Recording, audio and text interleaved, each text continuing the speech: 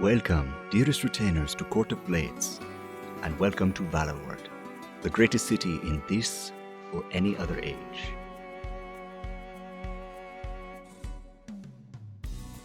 A city where hearts race and swords flash, where intrigue and danger lie around every corner. Centuries ago, celebrated veterans were given title to Valor Isle, a place long abandoned by its first residents. Here, the heroes found ancient secrets, bountiful land, and a fruit bearing oracular gifts. Generations later, 6 families vie for ultimate control of this jewel of the archipelago, each seeking to lead the great dance of houses. A new retinue rises to clash with flashing blades, veiled plots, and powerful magics in pursuit of their house's interests and their own secret ambitions. Speculate presents Valloward, a Court of Blades campaign, starring Premee Mohamed, Marie Bilodeau, Brandon O'Brien, Gregory A. Wilson, and your dancing master, Michael R. Underwood. Be welcome, retainer. Get comfortable, but not too comfortable. It's time for Court of Blades.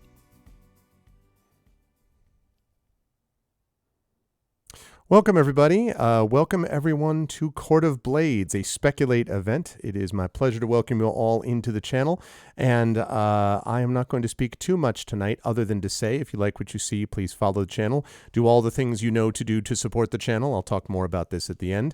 And a quick scheduling note that I will be available, that I will actually be streaming tomorrow, although I will be on the road when I'm doing it, but we will continue with Expedition from the Mysterious Peaks tomorrow evening, so I am going to be able to stream that after all. After I go to a friend's housewarming party, I'm going to be streaming live from his place. So that should be a lot of fun tomorrow evening, starting at 7:30 p.m. Eastern, Saturday the 24th. But tonight, it is time for some Court of Blades. And so I'm going to unmute myself and apologize for having interrupted the lovely folks over there. And then I'm going to unmute them. And last but certainly not least, I'm going to head over and introduce you all to and hand it over to Michael Underwood, who is here with all of us as we continue with Court of Blades. Mike, over to you. Greetings, fair citizens of Valloward.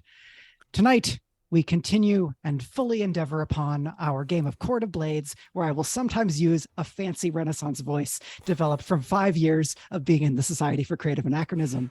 I am your humble dancing master, Michael R. Underwood, Mike everywhere except my byline, and when I'm being other people in RPGs, which I will do tonight with these lovely folks.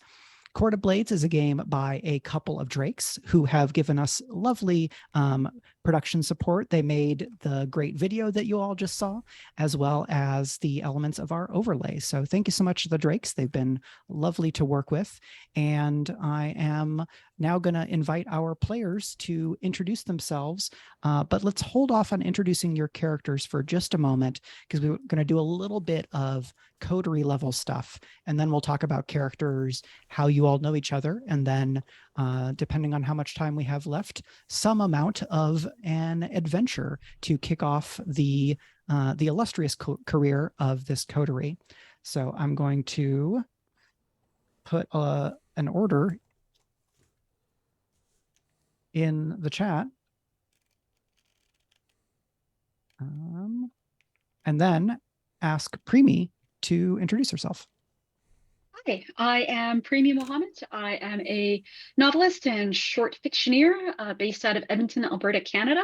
And I recently won a Subjective Chaos Award, a Nebula Award, and an Aurora Award. So it's all been very, very exciting over here. Yeah, I'd like to thank everyone for inviting me tonight. I'm excited to play. Hi, I am Marie Bilodeau. I am an Ottawa-based science fiction, fantasy, and horror writer, as well as a performing storyteller. I'm also the co-chair of CanCon, which is coming mid-October, which I'm very excited about, and I am very, very excited about playing tonight. So thanks for being here. Yay! Hello everyone, I'm Brandon O'Brien, a poet, writer, and game designer from Trinidad and Tobago, and 1/3 of the co-host team of Speculate alongside Mike and Greg. I am also the author of the poetry collection Can You Sign My Tentacle, which as of this morning won first place in the 2022 Elgin Award. Heyo. So I am very excited about that, and the camera is like attempting to censor the book so you don't get your mind warped by all of the weird poetry inside here. But if you haven't gotten a copy of this, I guess you now can get a copy of a thing that's won an award. And if you already have it, you have a thing that's won an award. So that's very cool. And I'm very excited to get into Court of Blades shenanigans, because we've been talking about this for so long that now I'm just very excited to actually do some swashbuckling. So yes. Hi everyone. My name is Gregory Wilson, better known as Arvin Eleron on this channel, and author and game master and streamer and podcaster, and as Brandon has said, co-host along with Mike and Brandon of Speculate, which is now in its, I think, 12th year of production, if I'm not mistaken. So it's been going on for quite some time. And the two things that I want to quickly mention are, first of all, that my novel Greyshade, which came out in May, is currently up on Storygraph as one of the giveaway options for Storygraph. So if you are interested in getting to see it yourself, you should take a look. And if you want to know more about that and about the sequels, Renegade and Heretic, which are coming out in 2023 and 2024 respectively, or about the tabletop role-playing game being designed by a certain Elgin award-winning author. This was part of my plan. First I make sure that the person wins awards, and then Brandon is designing this, and it's going to be badass. I think Brandon would agree. It's going to be pretty amazing. So that is going to be coming out next year as well, and you can find all of that at that link for Greyshade that has just been placed in chat. Otherwise, I'm super pumped up as well for Court of Blades, and I cannot wait to actually get into playing after we put together an awesome map, which was completely realistic in every respect. It's awesome to actually be just as realistic with our characters. Excellent. And as I said, I'm Michael R. Underwood. This summer, I've been re-releasing my urban fantasy series, which starts with Geekomancy and is now complete with Hexamancy. So you can get 3 novels and a novella worth of geeky action-adventure fantasy where fandom is a magic system. It was very fun to write. It's how a lot of people first found me as an author. And so those are back out in the world. And if you enjoy our kind of swashbuckling and diplomacy adventures tonight, you might want to check out Born to the Blade, a epic fantasy serial that I created and wrote along with Marie Brennan, Cassandra Kaw, and Malka Older. I briefly had an empty head. It was absolutely wonderful working with all of them, and that is available at realm.fm, so you can get it in audio or in ebook, and then they have their own special realm.fm subscription that you can get and gain access to a zillion different things, including several seasons worth of a official continuation of Orphan Black, which is very cool. People who have just been discovering Tatiana Maslany from She-Hulk, there's lots of Orphan Black you should go watch and then listen to. So that is that. Tonight, we are going to finish coterie creation for this group who are sworn to House Vorster, which is one of the 6 great houses of Valloward, a city founded by veterans of a war in a distant continent called Javelin. And with some of the folks here and some on my own, I've been doing lots of world building. The setting we are using is not the official setting as written in the book. That setting, Ilrian, is wonderful, but I thought because we were gathering 5 acclaimed science fiction, fantasy, and assorted speculative genre creators here that we could show off our world building chops. And so, and then he saw our map and he was like, "What have I done?" I made he's like acclaimed that he's like Fisher Price my first map. But no, it was fine. None of the acclaim is for doing maps. That's true. That's true. And I made a new map. It's a little bit you did. It's a bit less busy, and we can show that off a little bit later today. But mostly it will be for the player's reference. So we're going to basically dive back into where we were in coterie creation, and I'm going to invite all of the players to head over to the house sheet tab in our big character keeper. We have a couple of things still to do. So we picked upgrades. You all wanted incorruptible. Your retinues and colleagues all gain the loyal trait. They will never take a bribe. They will never turn on you. They will accept death before dishonor. And the other thing that you wanted was to have a cohort. This is basically an expert individual who is of the type the I, so they're a courtier.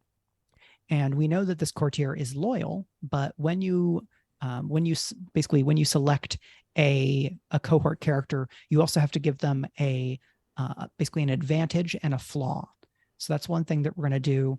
And then we're going to talk a little bit more about your faction relationships, because some of the upgrades that you get and things like that will set some of your initial faction relationships, because Court of Blades, like Blades in the Dark, the original Forged in the Dark game, has a very extensive faction system. So we have not only the 6 great houses of Valloward, there are 3 sets of other factions that each have their own agendas, which will overlap and sometimes conflict with those of the main houses. And so as you form as a coterie, you will already have basically stepped on some toes and made some allies.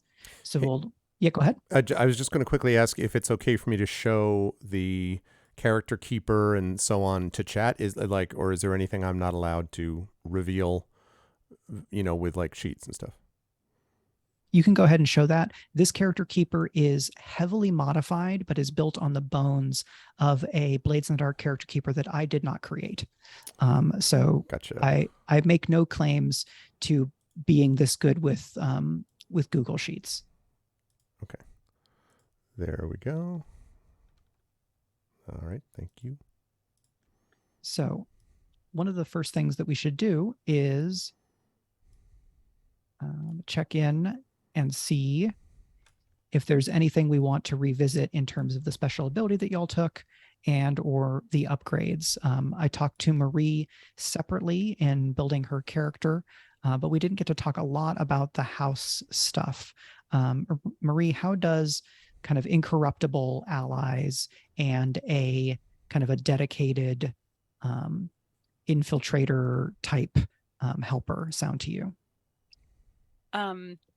It sounds really good to me. And also to me, it raises the potential that we can corrupt other houses who did not take this particular feat. So to me, that totally works for me. Oh, so you turn somebody from another house and then they become utterly loyal? Uh-huh. Well, the idea is if we're incorruptible, they can't be. That's how it works, right? Like there's only one incorruptible group, and matter cannot be created or destroyed. Honor cannot be, removed or shifted. Like it's just one group exactly. only. Yeah. We just have to absorb all of the matter into the universe, and then we become the black hole. Then we become the black hole of honor in this case. Is honor dark matter in this universe then? I was about to ask. I mean, I'm not going to say it, but I think we can all agree. But okay. No, seriously though, I think those are very cool. And I think that I play with smart people in the coterie and they can, they make smart choices and they will continue to do so. Right? Cool. So we will want to select so you can have one advantage and one flaw for a cohort. If you want a second advantage, you have to take a second flaw. That loyal that you got does not count for that. So you're going to end up with loyal and some advantage and then some disadvantage. If you want another thing, you're going to have to take another disadvantage. I guess there are spaces for this, but it will get messy. So first, let's see what our possible advantages are. So the cohort can be terrifying in aspect and reputation. The cohort can be trusted to make good decisions and act on their own initiative in the absence of direct orders. That's independent. The cohort can't be bribed or turned against you. You already have. That's loyal. And then the cohort won't be deterred from a task. I think that's like determined. So do you want a terrifying courtier, a independent courtier, a determined courtier who is also loyal? And the loyal is already set. What of that sounds good to y'all? Oh, terrifying sounds so cool. Who else is terrifying around here? Everyone else is like this swish, over-polished, fancy person. I don't know. I'll go with what you guys say. I like the idea of a scary person. I'm also kind of enthused by the idea that we have just a scary colleague that we can always trust is actually kind of useful. Yeah. He's totally like trustworthy Fezzik too. in the Princess Bride. Right, or a mountain in Game of Thrones, whatever it is. Yeah, right? yeah. This is would be a terrifying courtier. Oh, like Fezzik in a tuxedo. Everybody move!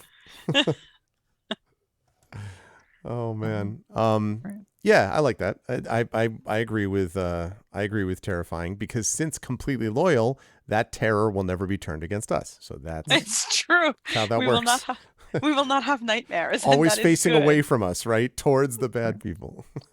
I mean, on a purely linguistic sense, no one really ever said that terror had to be unappealing.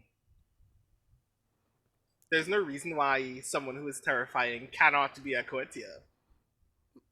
Right. I would interpret a terrifying courtier as someone who, like, when they approach whoever is in their radius, just like freezes and is like, I have to say everything exactly right, or he's going to end me. Well, it's like Stalin's quite terrifying, and he doesn't look that scary. He looks like an ordinary person. So I think that's the kind of terrifying we're going for, surely, right? Like terrifying vibes. Yeah, or like Cersei Lannister before she became queen in Game of Thrones. I think I could see as a terrifying courtier. Mm-hmm. Mm-hmm. So if we're going to do that, then we also need to pick a flaw. So the cohort has ethics or values they won't betray. The cohort is excessively violent and cruel. Oh, no. The cohort isn't always available due to other obligations, potentially stupefaction from their vices, etc. Or the cohort is drunken, debauched, and loudmouthed. Which terrifying and loudmouthed would be. That's so much. Can we just have him be like hideously violent? I like worry a about violent courtier. I worry about the cruel part, though. I worry about the cruel part too. Violent. If it's violence, just for the sake of it to our enemies, clearly violence in the service of good. But I'm worried Just about. I would like to be cruel to my enemies. Yeah, that would be my only I don't concern. know. You guys pick. I am not against cruelty, but I imagine a flaw. It assumes that we are not in control or have any impact on who they're cruel to.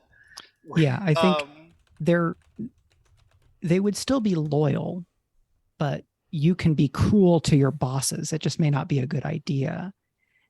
There's also the question of how does that fit you as a coterie of House Vorster, who is renowned for being honorable.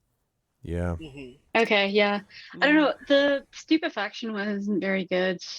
Yeah, I got bad vibes off that. Mm. Maybe just they're not always available, I guess. Oh, I guess that's the stupefaction one. It's either that or the a ethics. Terrible word. I mean, it's either that or the ethics one, right? And ethics maybe. The ethics could get, it could be a pain, as ethics often are, but it would fit what is this ethic, I wonder?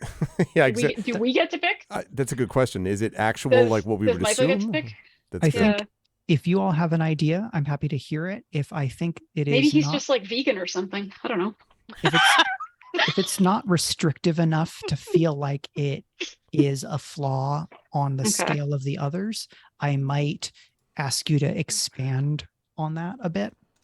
Mineral water or bust. That's the ethic. Yeah, right. Okay, what if he's like Batman and he's like, I won't kill. I'll like beat people up and I'll string them by their ankles off the bridge, but I won't kill them before you guys even. So I don't know that a courtier is going to be the person who's doing the killing themselves. So let me go. Oh, and he's a spy too, right? Right. So I'm going to go to the section. Terrifying spy. Terrifying. He's a terrifying spy. He terrorizes people. He doesn't like eavesdropping.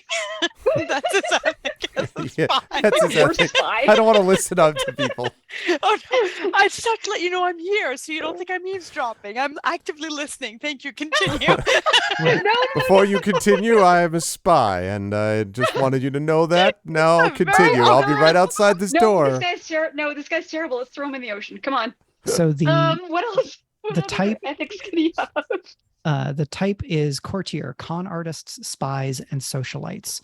And mechanically, what that means is when this character is doing something that is best described with con artist, spy, or socialite, then they will be rolling with kind of more dice or greater effect. If you sent your courtier to assassinate somebody instead of a blade or a fox, they would probably be less effective at that. So I think an honorable courtier, you might get something like, I will not ruin the reputation of someone who doesn't deserve it. Mm-hmm. Who Or decides I who was gonna deserves say, it? I was gonna say, as we define That's who a good deserves it, framework. right? If we get to pick Right. if we get to pick who deserves it. Right. Yeah. Yeah, I think it Yeah, would yeah. probably be more that character's own code. Where basically Mm, I would say you all could convince this character that somebody deserves it, but the mechanical impact that this is meant to convey is that these people are not they're not perfect little soldiers for you. Mm-hmm. They are humans that are torn between conflicting ideas about how the world should be. So we can do that. You can, I think unreliable is the one where they're not always available. And that's easy to explain because this is a spy person doing spy stuff all the time. And or they may be doing other stuff for the house. And that in that case, they might be, they're a courtier who does stuff for you specifically, but is also then called on by the house to do different things. So that's how I see those different options. So I actually kind of like the idea. Well, I mean, it's similar to asking that ethics question, but I like the idea that their other obligation is a personal obligation we know very little about. Mm. That they are morally pressed to do a certain thing that is none of our business. Right. So the courtier has to go and satisfy his indulgence, like he's a player character. Essentially, like he could be Robin Hood, and we don't know. I feel like something like that would be actually kind of intriguing, but that's just my opinion. I am just one player out of the four of us, but still. Yeah, I'm fine with that. I don't think it's going to be something where Mike would abuse it, where constantly it's like, oh, guess who's away on a trip again? Oh, look, someone's Sorry, off on a side vacation. Like that is interesting. I mean, you ever notice that when an NPC dies, our courtier is nowhere to be it's found? that's right. Never see him in the room at the same. Yeah. I mean, without getting into too much detail, I've just recently read like 11 John le Carré novels in a row. Like I started after he died, so I've just been reading like spy fiction for months. And Nice. that is the biggest problem with an operation: is the person's in the wrong place at the wrong time, or the right place at the wrong time, or in a ditch or something. Yep. So yeah, I don't know. I really like that idea. Yeah, that it works. Mm-hmm. He's just he's just a generic spy. Sometimes he's doing stuff that has nothing to do with us. It's kind of suspicious. He doesn't have to tell us, but that's lovely. So I can come up with other stuff for this character, unless you all have a request for vibe, look, or anything like that for this person. Because if we have a clear sense, then they can show up in this thing that we're doing later on. Even if you don't have a clear sense, maybe they can show up, just be sneaky. I want him to look like Angel Eyes from The Good, the Bad, and the Ugly. Oh yeah. Slightly terrifying. I Little like bit that a terrifying. lot. Slightly terrifying. Terrifying and difficult to miss. Like, so if you're a spy when you look like that, that's like He can even change more his impressive. appearance. So Yeah, He's a spy. I like it. Lee Van Cleef. Yep. Mm-hmm. Who also played the role as the police commissioner in Escape from New York. Same guy. Interesting. I just bought a DVD of that last weekend. Oh yeah. Okay. That's good I stuff. think I gotta. It's like, I want to have this on physical media. Yeah. Clearly. I think I've got You're the Duke. You're a number one. something of a sense. do we think that this is that casting is circa that movie? Is this like a young to middle-aged courtier, a more elderly courtier? I would like him to have some life experience. I'm picturing him as like this canny older spy who survived a lot of intrigue already and has a mustache. I don't know.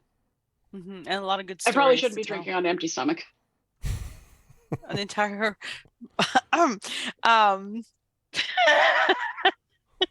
It's not an entire bottle of wine. It just looks like an entire bottle of wine. I stopped, Premee. I don't know why you're like so defensive about this statement. I need to find somewhere to put this that the cat can't get at it. Good luck with that.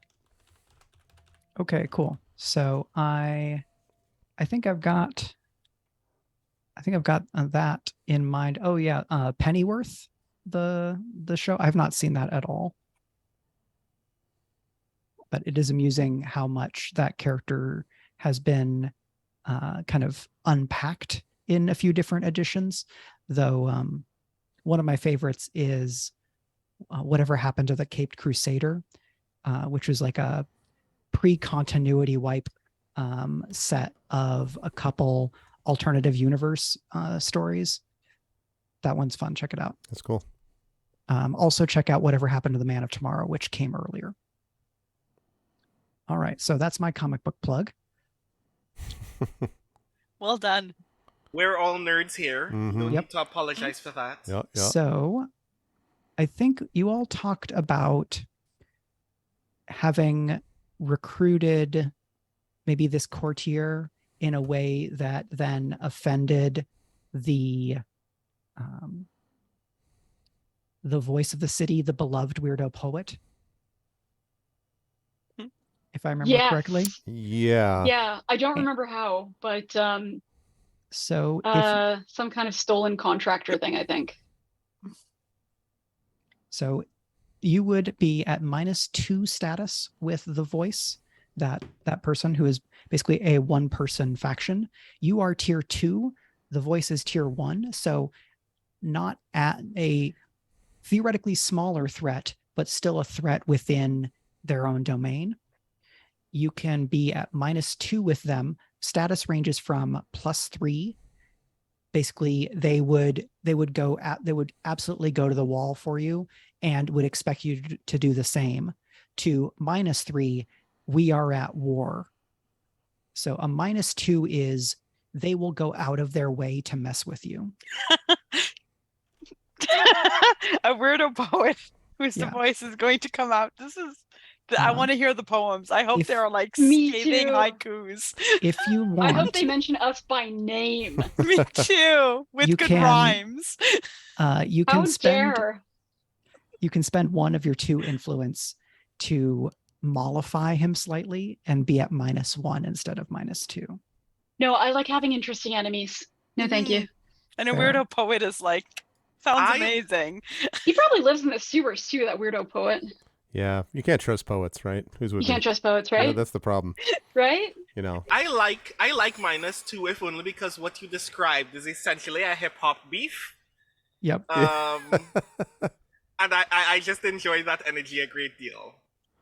We're gonna have some street wars of reciting like to each now, other. I think this is Biggie D. Smalls. You're telling me is what this is, right? Like if I'm going to be the one generating the poetry, you are more likely to get limericks and stuff out of broadsheets than you are to get like any form of classic or modern hip hop, because I just don't know that or rap very well as genres. If I subcontract this to Brandon, then well, that's up to them. Wow. Wound us with limerick. Wound us. I trust you. A good limerick can still sting. But if you really wanted me to, I would. Well, maybe I will. Maybe I'll send you stuff to workshop. Brandon, how can this be more cruel and clever?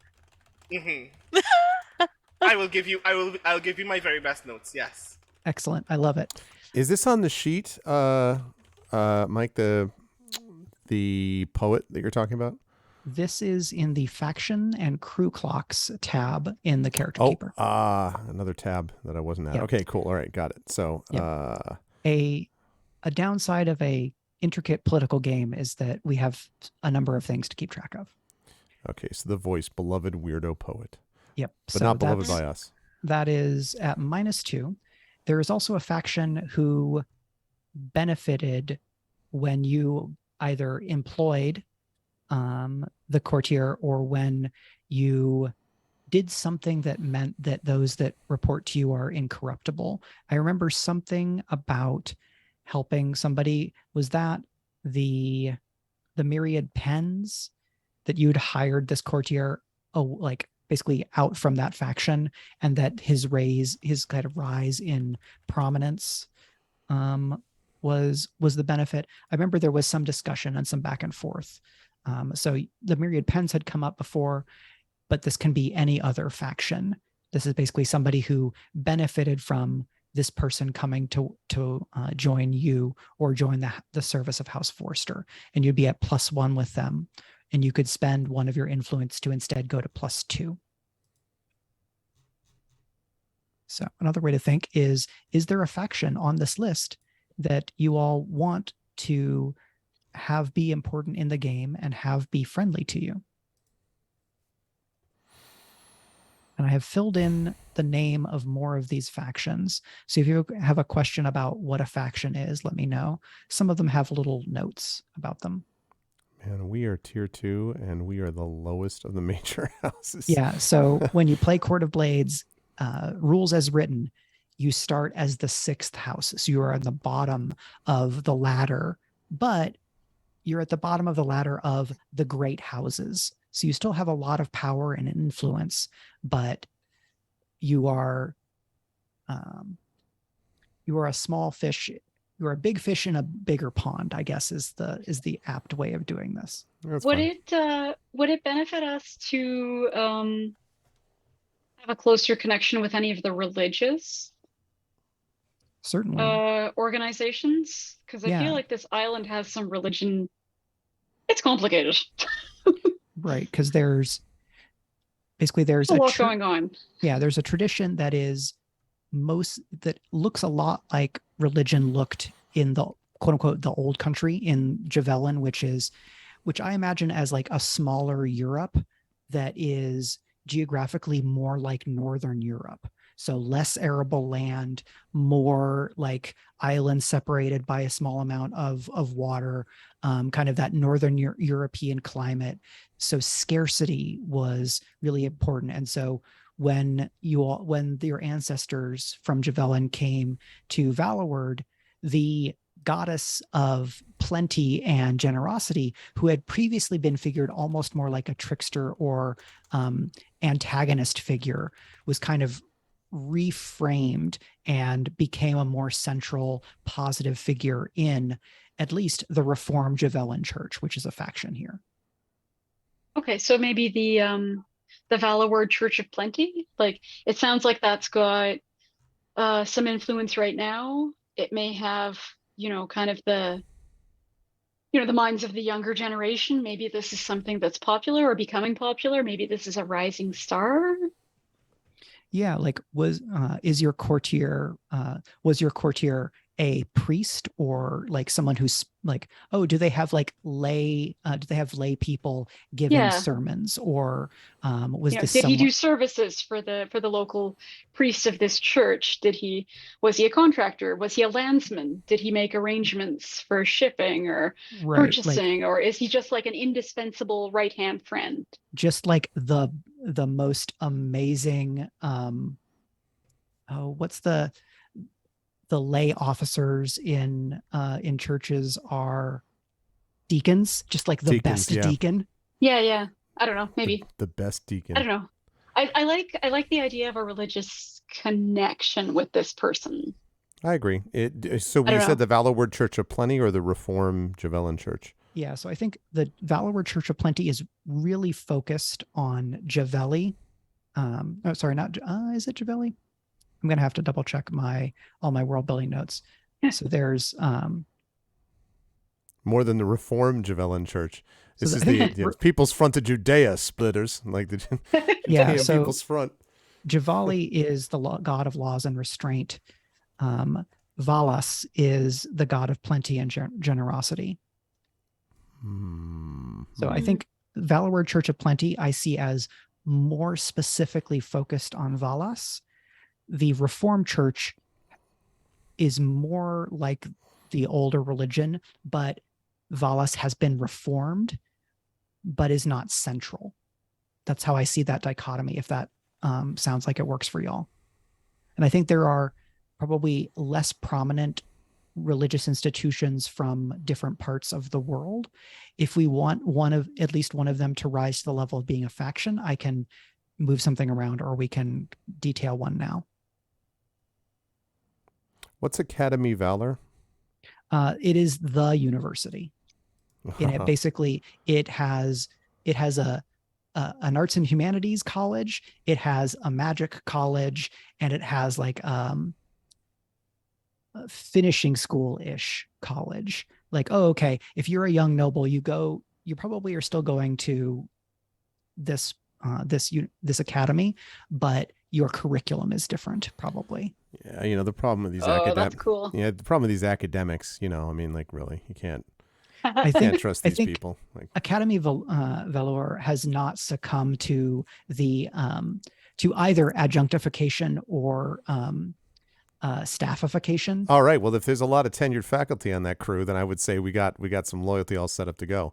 We'll go over there. We'll get some people on committees. It'll be great. So yeah, well, if we're gonna do a religious thing, I feel like I don't know which to choose between the Reform. I see Premee's point about having a religious connection for the courtier. I think that makes sense. If not, I would put in a vote for Academy Valor. I think because I have this image of like a pipeline of sort of academics / trained people who have been trained academically that come into our house, right, as a house of as a house of force and supply. So as a house that does things the right way, tries to do things in a proper fashion.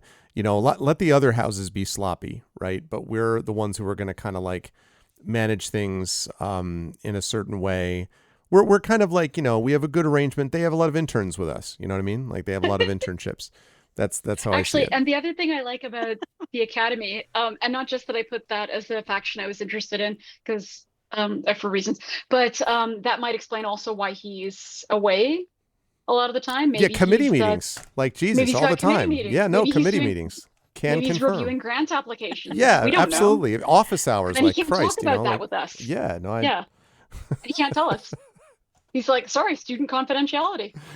This is not going to be funny to me right around December. I predict it right now. Oh, you're like, yeah, that's hilarious. Okay. Ha, ha, ha. No, I'm joking. It is always going to be funny to me.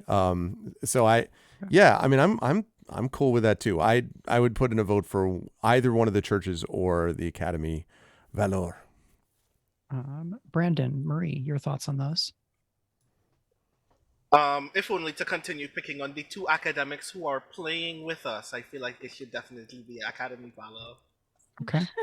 Do you all think that you kind of threw some weight into highlighting that connection to go from +1 to +2?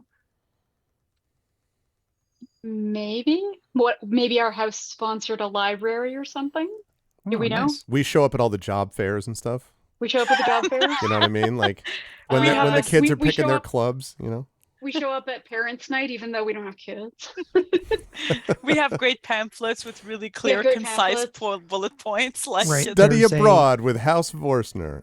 Right. There's like Exactly. there's an endowed chair that's named after like a member of House Vorster who was a renowned scholar or There something. you go. Yeah. Endowed Or chair. some scholarships or something. Maybe we let underprivileged kids who pass the entrance exams get Yeah. in with one of our scholarships. There you go. Right. yeah. If they have enough honor. Yeah. Also, and on a mechanical level, jokes aside, that might also help us with information, right? Because it's a place that becomes a main source of research, and they have a lot of researchers who could be doing research things for us when we're not. So, Yep. Okay, so you will gain more influence as you do errands. So this is not a resource that is especially difficult to get access to. So if you want to spend one of those to be at +2 with Academy Valor, then I can do that. I'm going to go and untick one of your influence. Then we will select a sphere of influence.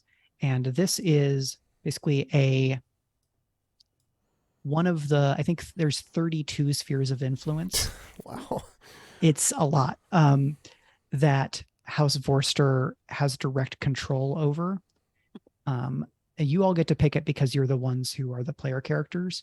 I think maybe there was some discussion about something that is like martially oriented. One of the spheres of influence is the Arsenal, which is basically Fort Valor, the fort that the people of Valloward use to protect against like pirates or invasion.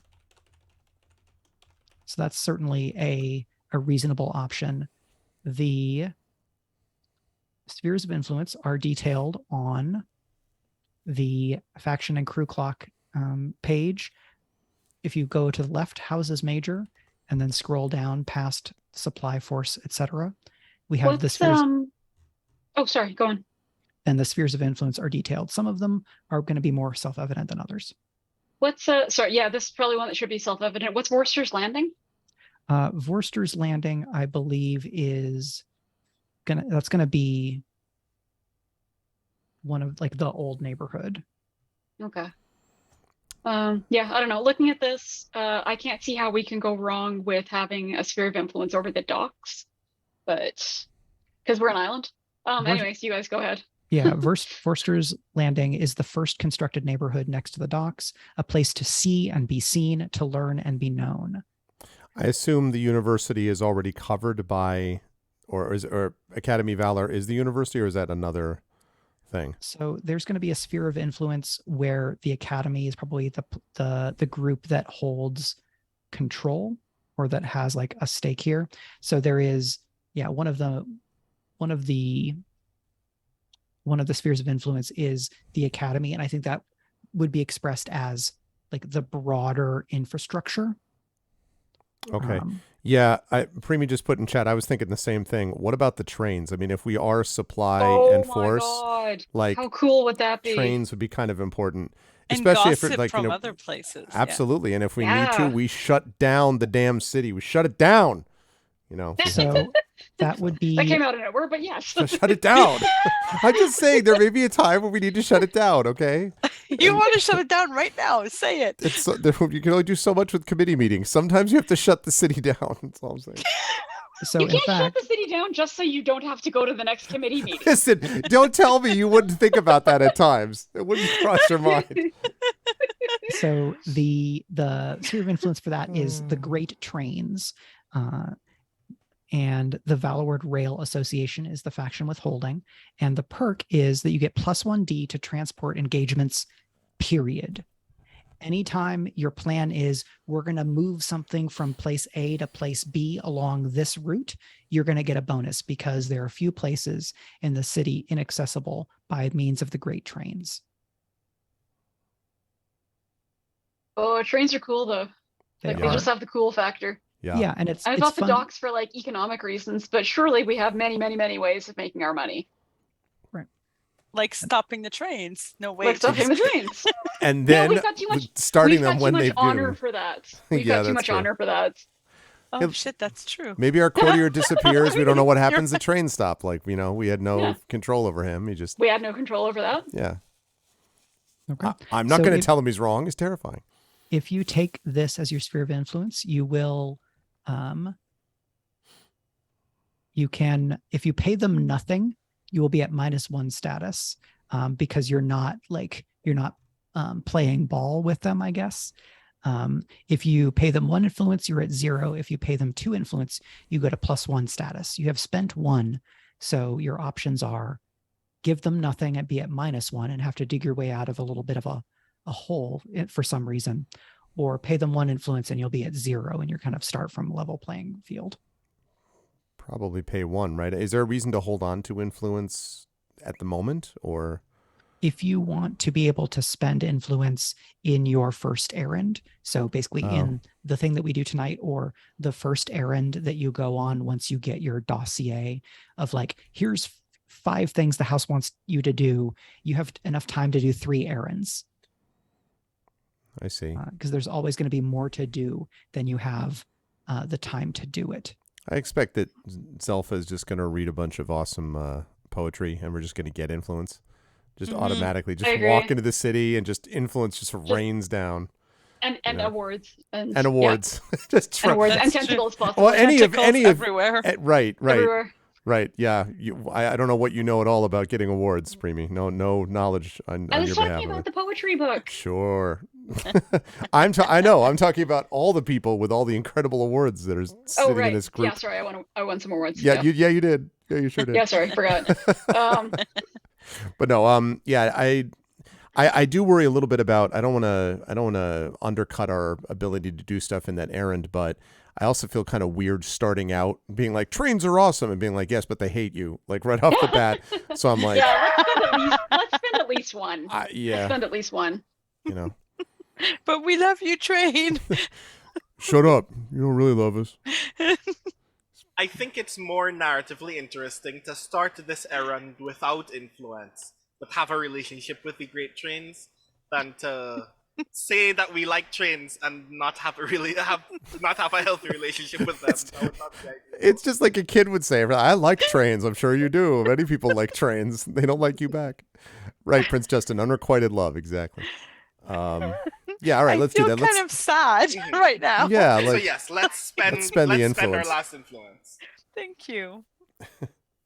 Let's hope that the way that we gain influence will make it immediately useful in the errand. Okay, so I'm going to spend that influence. I like that we're like desperate to be liked by giant iron behemoths with no feelings.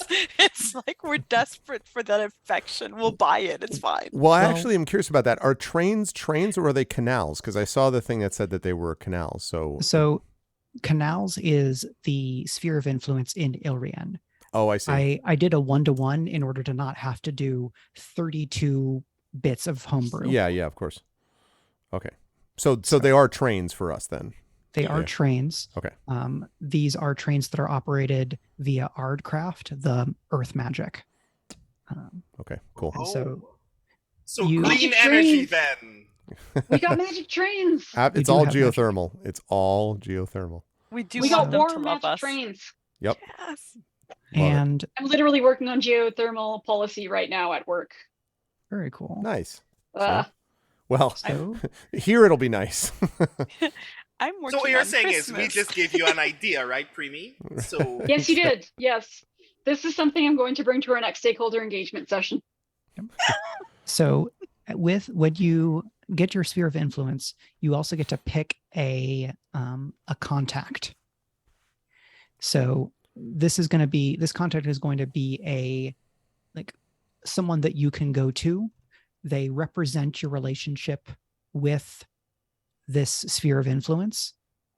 So you can have De Rossi, a conductor, Rostam, an assassin, or Aurelio, an information broker. Why is an assassin associated with the trains? Sometimes you need to shoot people from a moving train. No ticket. You notice there's no reference to boats anymore. Okay. I don't know. I like assassins. You guys pick. Hey, I note someone that I think will be important to Mike and Brandon as well. Rudy Basso has just subscribed with Prime, and Rudy Basso is our amazing Speculate editor that you hear for our audio podcast. So welcome, Rudy. Thanks for the sub. I appreciate it, man. Welcome. Hello, Rudy. Rudy is very good people. I get to tell you to your face. I get to tell you to your face now. Thank you for making me sound good when my fan is on. Yeah, Rudy's a great podcast editor and does a ton of stuff on his own, including live play and all that stuff. So welcome, Rudy. It's good to see you. So to answer the question, I also like assassins, but I think having an information broker is only tonally fitting, because it means that character has information about everywhere else that this train has been, which might be actually. But we already useful have to a us. spy, though. Like our courtier is an eye. So do we More need information two? is always better than less. More information is always good. That's true. No. But also stabbing is also good. But hear me out. If we're friends with the conductor, we can sit in front of the train when it rides. That's True. we get one of those cool little buttons they give to the kids. That's like the entire you're up front. No, but and actually, jokes aside, I actually think that it makes sense to do the conductor because we do want someone who's going to have an updated list, right, of when train schedules run. And if my semi-joke about shutting down the trains, that is a nuclear option it would be good to have in our back pocket. And you know who's really good at getting a train not to run where it's supposed to is the conductor of said train. So I think... And actually, yeah, when you put it that way, I also think a conductor is like an information broker in this sense. Right. But And with also- implementation abilities. Yeah. So yeah, maybe conductor. I would go with conductor. And the buttons. Thank you for hearing me out. the little wing, not the wings, whatever would be for the equivalent. And we train get like wheel. little hats if we sit in the front. Yeah, yeah. Get a little hat. And a little bucket of popcorn. And a little bucket of popcorn. Oh man, I have this image of House Vorster at the end of our campaign being like tier -5, but with lots of awesome trains. It's like, All they did was sit in the train cabin. And just what happened like, to "Oh, choo, Valloward? choo." I don't know. The island sunk into the ocean, but man, we had the trains. It was We great. were on that train till it went down into the sea. It was great. Yeah, so Oh, let's go look, with there's a sea monster. that.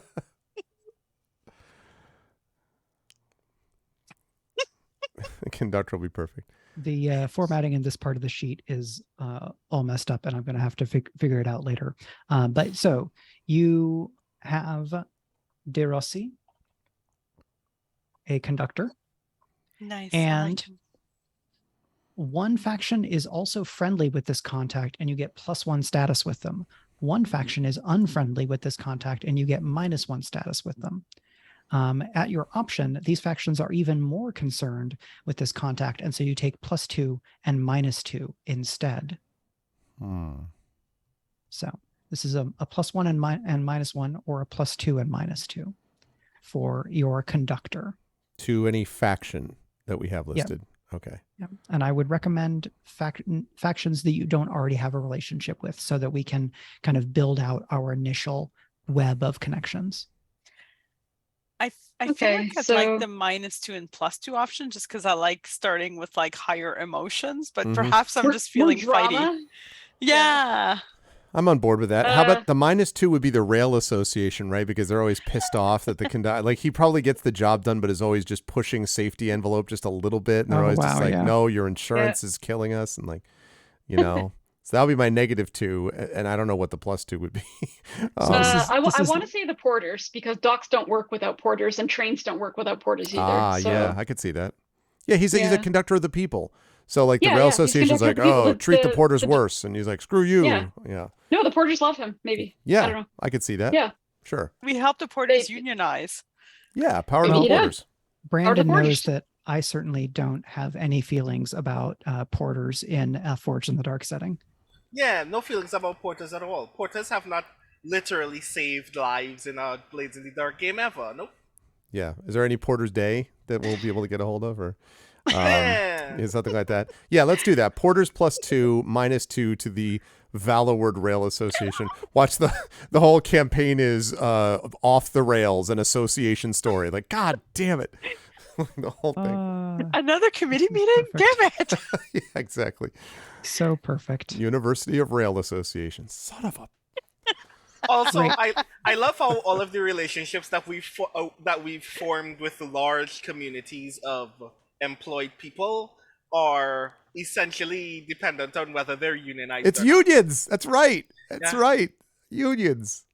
I love this a lot. Yeah. So this then implies that the academy is unionized. I mean, Mine they is. should be. That would One that should would hope. My that would academy has explain why 2 unions, actually. Why- They ought to be. they didn't get Yeah. adjuncted to death. Mm-hmm. It explains why they actually have decent, reasonable living conditions. Can you is being an adjunct a terminal condition, or can you die of adjuncting? I mean, I mean, in yeah. the same way Yeah, you die of yes. Oh exposure, God, right? everybody hesitated. I mean, yeah, like there was a couple of real life awful stories of adjuncts dying as a consequence. Oh In my this God. world, yeah, there was a Chronicle of Higher Education article about this a few years ago, which was just awful about, and it's the same thing, right? Someone working at 6 different campuses with no offices at any of them and making about $3,000 per campus. So you tell me where you're going to survive on $18,000 a year, right? And like no health insurance, and she just like died in her car. It's a terrible story. Like the adjunctification, and part of it is on tenure track faculty that have let themselves get outflanked. Not anymore. I think that changed since the pandemic. I think that a lot of unions, but that's part of it. And part of it too, of course, is an administration that's desperate to get everybody. It is the adjunctification of the university because they don't have to listen to them, right? And they can not give them benefits and all that. I apologize for this side note. Anyway, my campus is unionized twice over, and I am a big fan of adjuncts. So, treating them well. I was briefly in the graduate teaching fellow union when I was in grad school at University of Oregon. Yep. And they did great work. Yep. And very recently, grad students at my alma mater, Indiana University, also unionized. So huge shout out to them for their successful labor action. Yep. Go Hoosiers. Yep. It's good stuff. I don't often have pride, but I absolutely will have pride in my alma mater for labor action. Yeah, no, that's awesome. Mm-hmm. Yeah. And in this world, I would say, I mean, I know we don't want to go, like, we don't want to make this is exactly like our world, like, but I could see a scenario where, well, I mean, we'll see what we get into. I definitely myself have this image of wanting a university that treats faculty and students well, and that, where the university is not seen as this separate entity, but actually as a vital part of community life, which is how I would like universities and colleges in general to be. So this is how we know it's a fantasy. Yeah, but it shouldn't be. Damn it, that's the point. I know. Create the world you want to live in. That's damn it. it. Create the world you want to live in. That's it. Yeah. That's it. And if Carlos Hernandez ventures by, he'll be happy about this too. So it'll be all good. So that is all the coterie stuff. All that remains before we jump into an adventure is determining your character's relationships with one another. Okay. So Court of Blades has a system of bonds, which I guess that bonds has a fairly strong history within the independent TRPG space. There are relationships represented as hex or history in Apocalypse World, and then stuff goes farther back from that. CF, the Forge, and things like that. It's too long, too difficult to go into. But what's important to know is that for each other PC, your character is going to have a statement that represents your initial kind of belief about them. The question that I have is, do you want to do those now, or do you want to do those as a reflection of this initial adventure? I think you will probably have more to relate to one another if we do them now. Oh. But it will require a little bit of collaboration in terms of like, oh, what have you done together so far? Do we want this coterie to have been assembled and done some stuff previously, and that's how you know each other? Or do you know each other because you were just individual agents working for the house, and then you are being comprised as a coterie, like when we do this party that you all are going to be working at? What sounds good to you? I think narratively, it's more interesting if we knew each other before, because for the next several sessions, that gives us the chance to be like, hey, remember when we? Mm-hmm. Yes. And I don't know. I kind of like that better. I agree. I am a huge proponent of this style of play. So that definitely works for me. Other thoughts? I'm agnostic about that. That's fine. I mean, it is interesting to have an adventure be a keystone, but as a big Eberron fan, partly because Eberron focuses on groups, I'm in the same boat as groups that have history with each other. So yeah, I'm cool with that. We can do it. A bunch of them can be in the sort of, as you said, flashback category, essentially. Right. So that's fine. Okay, cool. So the bonds are not, I don't believe they're all detailed on the sheet. So what you'll want to do if you have the Court of Blades core book open is go to the section with your playbook. That's fine. I have that section and I can copy stuff into the chat here for y'all. So bravo. And basically there are 6 per playbook. And if that where there is a blank, that's where you put the other character's name. Okay. If that makes sense. It does. And I'm using all of the, I mean, and I have a relationship with each of these people. I'm using one of these statements for each of these folks, right? Should we introduce our characters a bit first to each other? Yeah, I think that is great. And then I will continue posting the prompts in chat while folks are introducing characters. Marie, would you like to go first? You talked. Go first. Okay. So I created mine, obviously off stream. So again, thank you, Mike, for meeting with me and going over that. That was really appreciated. So I might say something that is completely wrong, but Mike will correct me. So I am a hawk. So a dangerous bounty hunter, menacing and unflappable in the face of danger. I like to shoot things. My big thing is I'm a member of a cello enclave on Rontis. So I have kind of that background. I'm very focused on community, on my people, but I'm also from a family of monster hunters. So I grew up with learning how to hunt monsters. And from there, I heard a lot of stories about cryptids, monsters that are reputed to exist, monsters that even some members of my family might have destroyed some members of my family, but monsters that have never been perhaps seen officially. And my big thing is I found a few.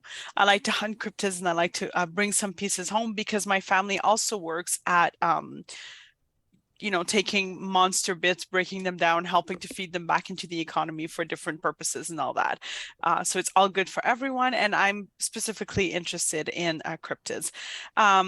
I don't know her fully yet. Obviously, I've not played her yet, but she's very focused.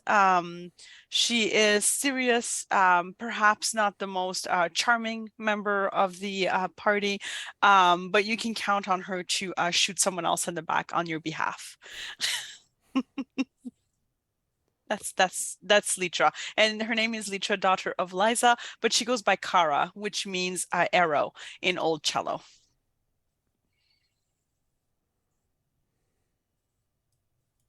You're muted, Mike.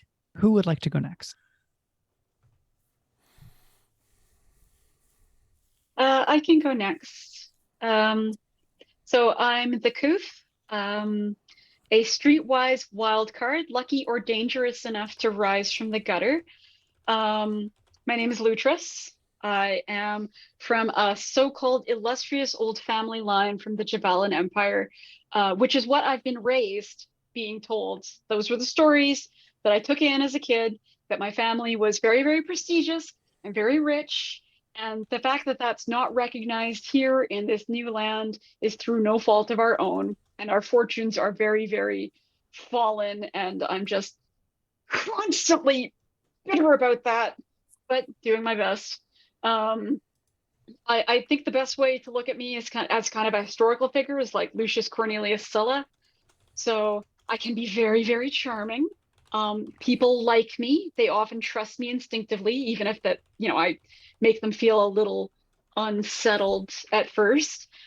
They find my knowledge of my military service and also of things like gangs and crimes and back streets and back alleys and secret ways very charming in polite society. I often pull partners who like a bit of rough, probably. I don't know. I'm too busy for all that because what I am trying to do is rebuild the fortune and, more importantly, the reputation of my family, of which there are very, very few of us left, and I don't like to tell people about them. I like keeping it a secret.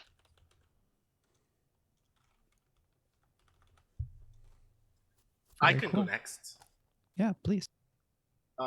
So I am playing the Key, a social manipulator crafting arguments with ease. My character's name is Zelfa Hamel, and Zelfa's relationship to Vala Isle is unique because Zelfa is actually of Dialta heritage. She is a descendant of the first peoples of the island that is now Vala Isle. And having been away from the island with her immigrant family for quite some time, she's decided to return to this island to learn more about her culture, and is obviously very perturbed to learn that a lot of her culture has either been erased by the dominant culture on the island or literally was physically destroyed. Which is a source of frustration, but in an attempt to not only still have opportunities to learn more and come to terms with that historical culture, but also to do what little good she can with her training as a public defender back in the country where she grew up. She has decided to essentially leverage her capacity as a debater, as a public activist, as someone with a gift for words and a goal to make the lives of other people better, to essentially just do whatever small works of good she can as a member of this coterie in order to help other people, and in her own way, as a result, try to pick up bits and pieces about how the power structure in this place works, what part of it is part of the old world of this island, and what part of it is what's responsible for having totally erased that culture from this place.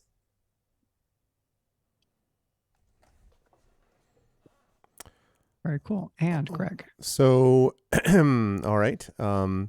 So Carevis Diorencio is the Bravo. And I would say that probably I am the longest serving member, I would say, or at least the one who's had the longest period of active service in House Vorster. And so as a consequence, have developed a couple of things that are part of it. Part of it is that Carevis is tends to be very charming and witty, and has a tendency to, very Errol Flynn, do a lot of sort of flourishes in both swordplay and also wordplay, and has great admiration for wit and that sort of thing. Is almost impossible to throw off my mood, with several notable exceptions about particular people that are placed in harm's way, but we'll get to that in play. And I guess the reason that I was brought to this place is that in some ways, when I was younger, starting out, the flourishing style was too much outweighing substance for me. And there was a certain point where I realized I needed something that would be more to ground who I was, having to do with things that I saw that did not sit well with me. And so I joined House Vorster in part because, even though a lot of the people in Vorsters do strike me as a little too here's how you do things and all that stuff, and I'm just like, oh, man, I'm constantly trying to give these people a sense of humor, but at the same time, I have an admiration for their consistency. And with this particular group, I feel like our particular group has the opportunity to get House Vorster to break out of its shell and out of its lane, out of the way that it does things, while at the same time learning something of the discipline and kind of the beating good heart at the center of what House Vorster is. So, but I am a huge fan of this group, our group in particular, and feel vaguely responsible for them, which is an awkward experience for someone who likes to be witty and flourish and not necessarily views himself as a defender. But when it comes to this group, that's how he does feel. Excellent. Thank you all for introducing your characters. When you're thinking about bonds, the bond can be true from your character's perspective, but not necessarily from the other person's perspective if you want it to. But what I'm going to ask is that we go around and, each person say, okay, I was thinking this bond for this character, and then we'll check in with that player to see if that dynamic is one that the other player is interested in interacting with. And then we'll kind of go around until for the four of you, you'll have a bond with each of the other three characters. Does that sound all right? Okay. Cool. Shall we go back to the top? Marie, do you have any that seem especially appealing to you? Of the bonds in the Hawk bonds? Yes. So you're going to draw from that list. If none of them sound right, then you can make your own, but I would encourage you to take those as a template to draw from thematically or tonally. I like them. And while the others were introducing their characters, I picked one that I thought might work for each of them. So okay. Why don't you give us the first one? Perfect. So the first one is for Greg's character, Caravis. Is that how you say it? Caravis. Caravis. So I was offered money to bring Caravis in, dead or alive. They yet live free. It's funny because mine for Kara was my armor is thick, but Kara still sees the gaps. So do I know about that you were sent to get me? I feel like I would have told you, and I would have told you why I decided not to. Okay, which is what leads me to that thing about the gaps, because it probably means that I revealed vulnerabilities about myself to you that I wouldn't have told the others, okay, love it. And the way I see it, we would have gotten like a warrior's bond / honor together because we understand each other. Yep. Awesome. Well, that doesn't give me anything to work with at all. Sheath's knife. You will not be able to accomplish your goal. Great. So that's a bond for Kara and a bond for Caravis. Brandon, do you have a idea for a bond for Zelfa? I do have an idea for a bond that Zelfa has with Lutras. Lutras and I burned many bridges together to rise this far. We share a common enemy. I want to lean very heavily into the fact that both of us are kind of young to this entire political experience and hate the fact that we've had to suffer as heavily as we had in order to be in this position in the first place, because all of these old people suck. Yeah. We're still getting used to this position, to this world, I think. Mm-hmm.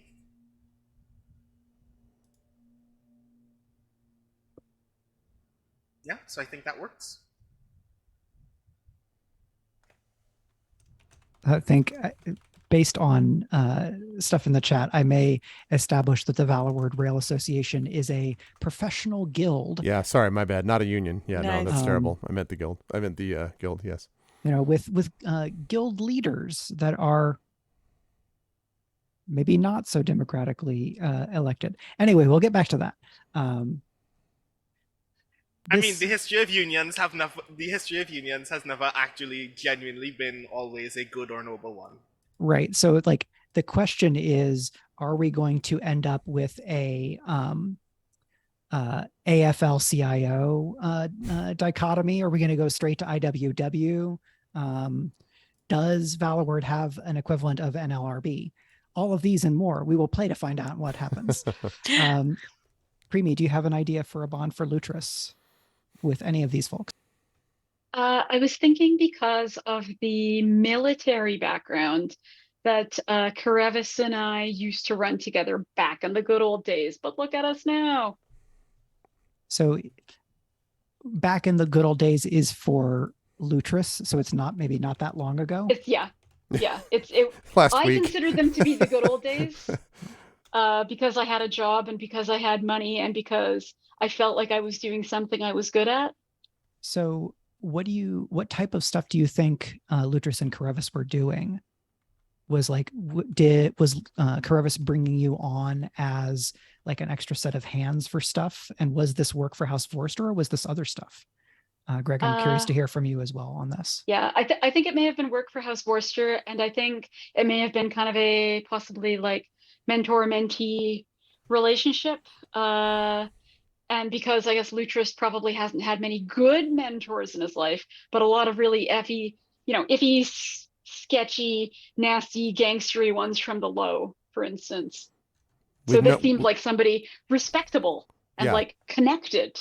And with a sense of humor. None of them ever had a sense of humor. Yeah. I actually had listed that so that I think being pledged to defend Lutris would make some sense, because this is part of what I was thinking about the whole, and I did not want it to come across like patronizingly, like you're all little kids. I didn't mean that. I just meant that I imagine it very much as like, that in an odd way, Karevis feels protective, which is not something he usually, but despite his best efforts, he feels protective, and that Lutris would be one of the sort of focal points of that because of the mentor-mentee relationship. So I'm down with that. Yeah.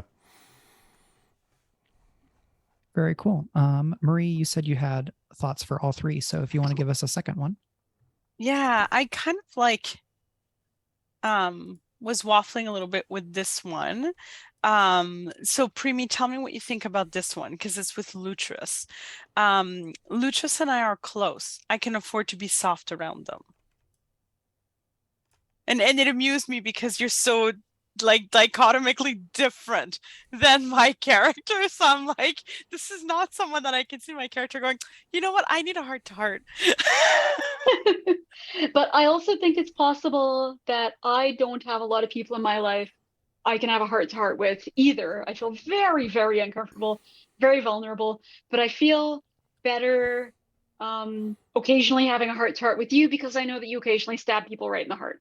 So I get it. I get where it is. So you get it. Yeah. Yeah. And it might have been just like in a moment of like, we were both tired, maybe a little bit drunk, and we just had like this heart to heart. We had this good talk. And then afterwards we were like, we're going to remember this, but this probably isn't going to happen again. Yeah, exactly. And we weren't like, nobody betrayed anybody with the information or anything like that. So it feels cool. Okay, awesome. If you're comfy with that, I'll take that one. Yeah. So I have one for Zelfa, which is that I see the Bravo spark. This is taking right out of the template that was given. I see the Bravo spark in Zelfa, and will teach them what I know, specifically because of the wordplay. Because I imagine that I've heard the arguments that Zelfa has given, and I'm like, outstanding. In fact, I'd even go a step further to say I would teach them what I know, but also would be interested in hearing, like I've seen rhetorical battles before, and would, and both want to teach Zelfa what I know about it, and also low-key would like to learn from Zelfa some aspects of civil argument. And in no way is this driven by a decade of time that I spent debating in my real life. Not in any way is that connected at all, nor am I hoping that we ever get into actual parliamentary debate and, sign me up for several sessions of just doing that. No. So I was thinking about that because of the wordplay angle and the civil defense, which I also appreciate, the idea of defending those who might not otherwise be able to be defended. So that was my thought for Zelfa, but I don't know what you think. I dig that a lot. I kind of like the idea that we are talented in two different ways of defending innocent people, and that you value the way that I do so through the same lens that you do, because that's just how your brain works. Is actually kind of rad. Yeah. And I do some wordplay, so I like the idea that your wordplay is like, I'm like, that was pretty well said. That was impressive type of thing. Yeah. So, yeah. That's very cool.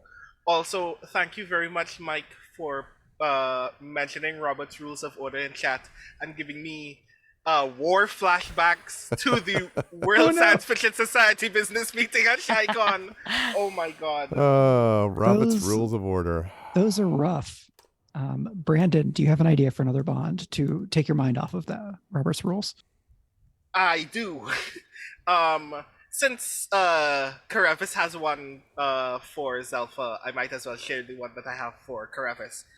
Which is, I've often found myself apologizing for Karevis. No matter the gaffe, I'll smooth it out. And namely in particular, and this is again playing off of how different our approaches to resolving these problems might be. I think that even if you are not in the wrong, Zelfa has a lot of personal hang-ups about advocating for resolving issues that affect the innocent without violence. And people therefore constantly come to me as if I am a hypocrite because I am partnered with you and because violence is the chief solution that you have to these problems. I'm like, no, pacifism is still ideal, but you need to understand in this moment that option was not available. Yeah. So we had to do what we had to do. No, I'm down with that. As long as yeah. we're talking about it is always the innocent that I'm defending, regardless. Like Karevis is always about defending the innocent. And the methods in which you do this, it is like essentially the thing that I'm attempting to the challenge that I'm attempting to resolve is people are using your work to undermine mine when our work is the same. And that I am constantly put on the defensive for that in ways that are uncomfortable for us both. So yeah. Okay, yeah, dig it. Yeah, I wrote my 3 down, my bonds to others that I wrote.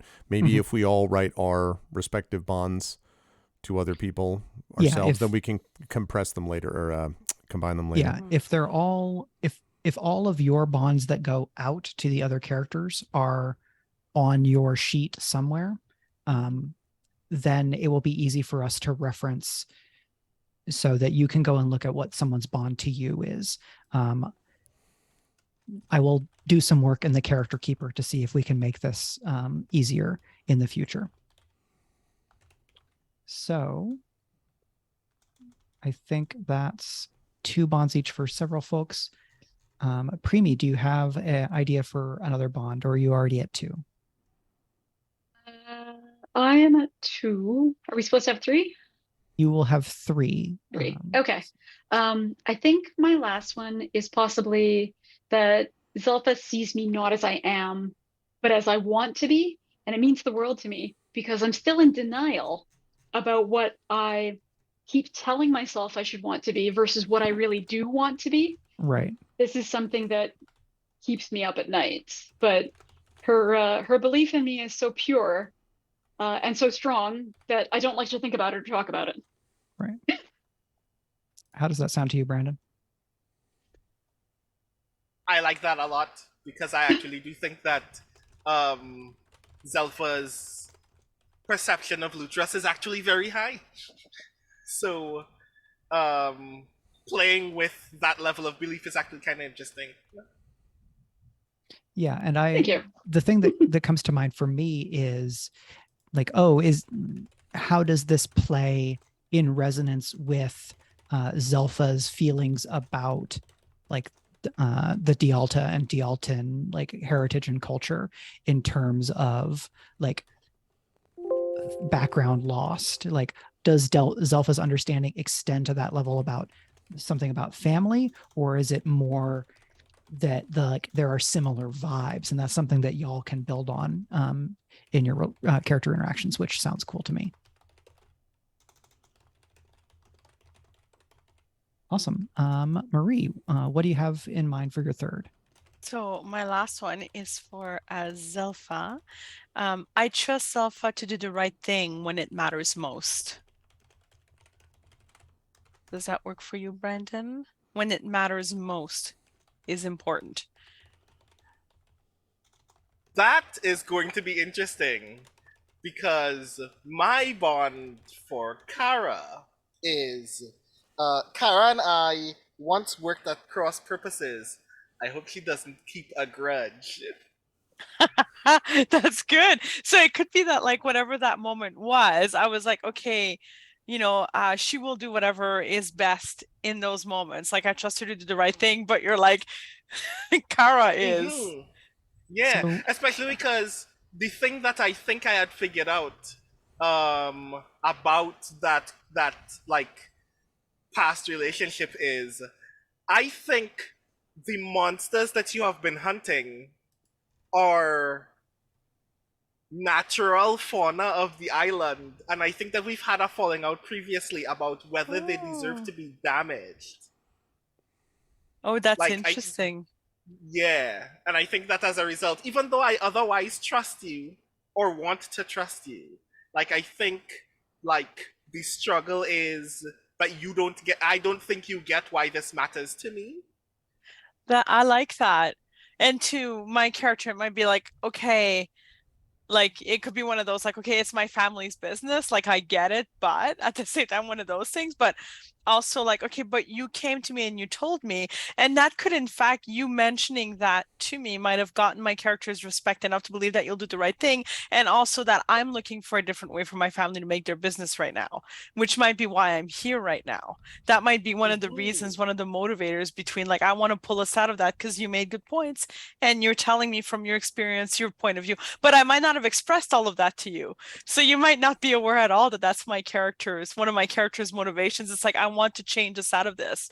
We still need to live and eat, but I think we can do something different. And this is why I'm here, because it doesn't make sense otherwise for my character culturally to have necessarily left their home. But this could be actually a very good reason. I trust you. You made good points. You obviously have high morals. So, let's see what I can do. But I didn't express any of that to you because I'm more closed. Does that work? Yeah, I think it does. I like this a lot. Nice. Me too. I love it.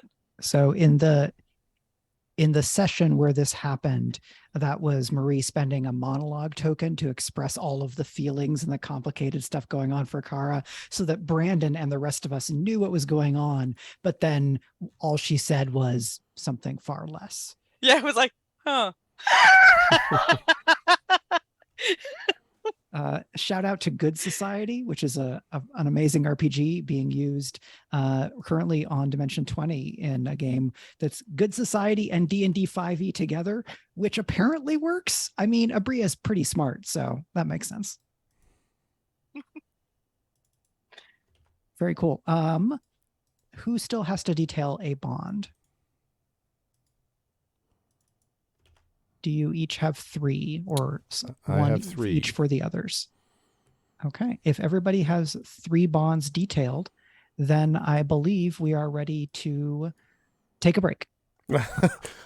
All right. Join us next time when we'll. So we're going to do probably a short errand. This will be a little bit of like kick the tires of the system, a little bit of like feel out how you feel about the character and like get to develop your sense of them real quick. We are almost at 10 p.m. Eastern. If we can wrap by, I think 11:30, I think that would be good. So I don't know that this will be especially long, but I would love for us to take just a short break so that we can all refresh ourselves.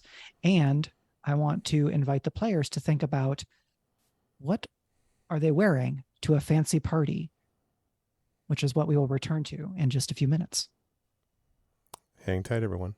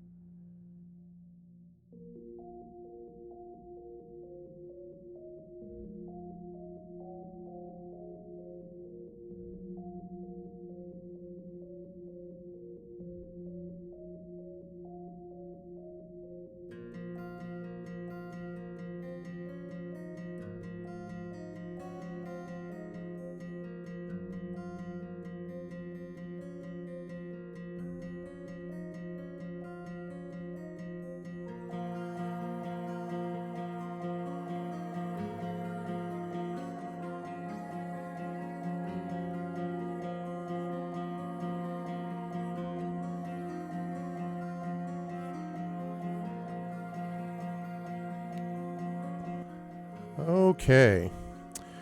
We are back, everybody, and welcome to part 2 of Court of Blades, as I head on over to reveal our inestimable dance master right there.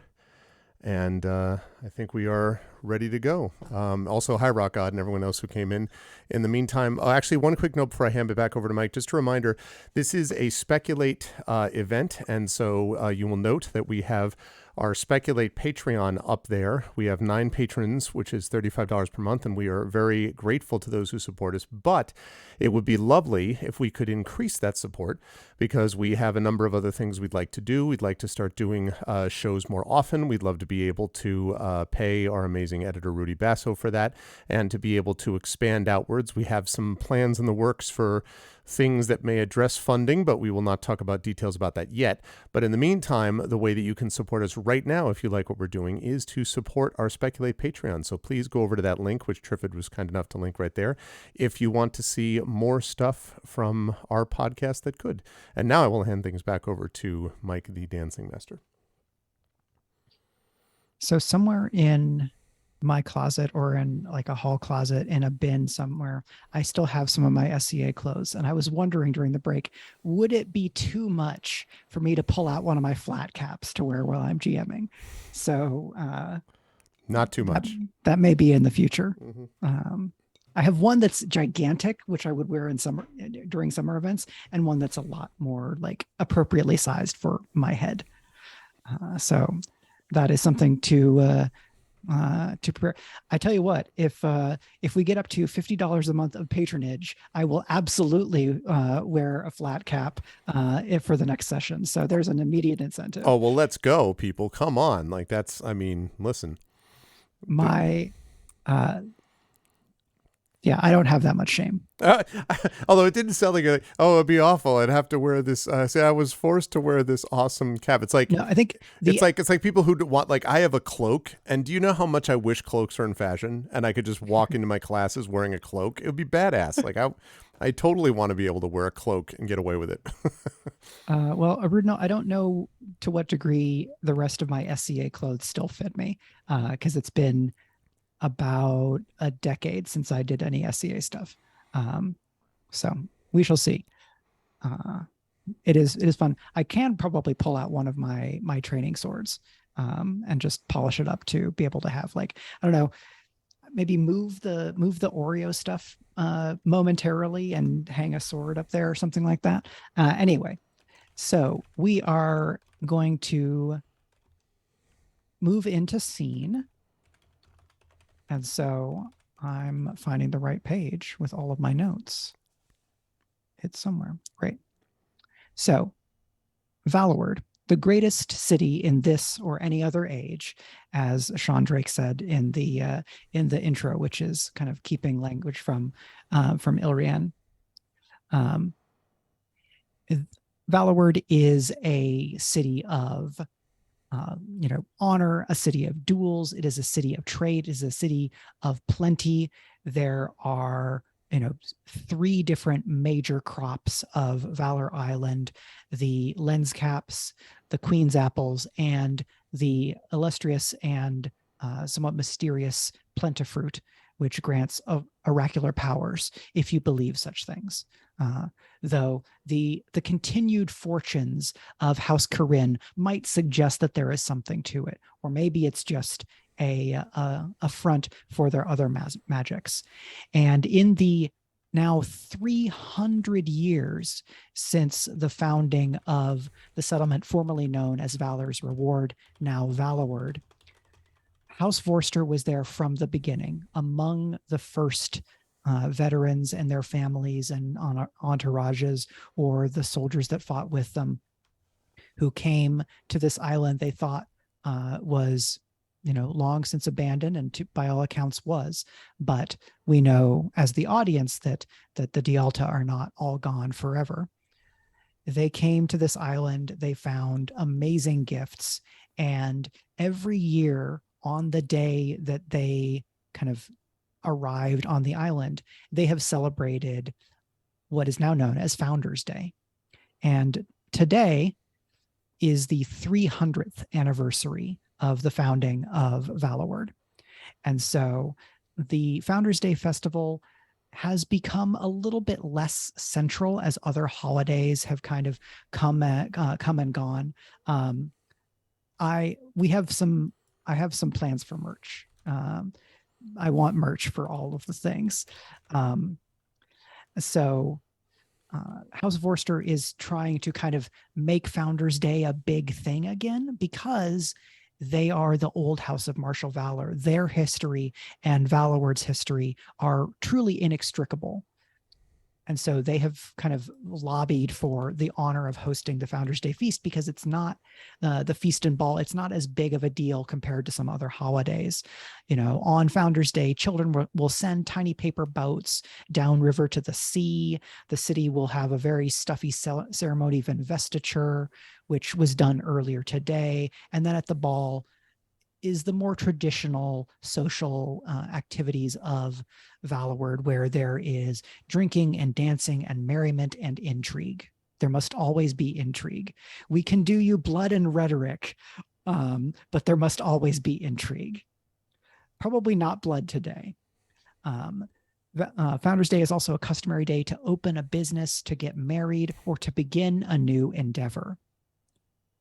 And so we will join our coterie, who at some point will need a name. Perhaps a name will emerge from their exploits this evening, in the kind of the great halls of House Vorster, which are, I think maybe not quite as fashionable as the kind of the quarters and the mansions of some of the other houses that are farther up in the ranks of the Great Dance. But they are still illustrious. They are very storied, which is appropriate for the Founders Day feast. And in the grand ballroom, we have, there are folks dancing. There is a string quartet. There are many wonderful decorations. And I'm going to point out a couple of cool things that are here, and then I would invite you all to add a detail or an idea of something that might comprise kind of the festivities of the evening. So one of the cool things that we have is magical batteries hanging in windows. And this is a magic thing that Brandon and I talked about in one of the world building stream we did a while back.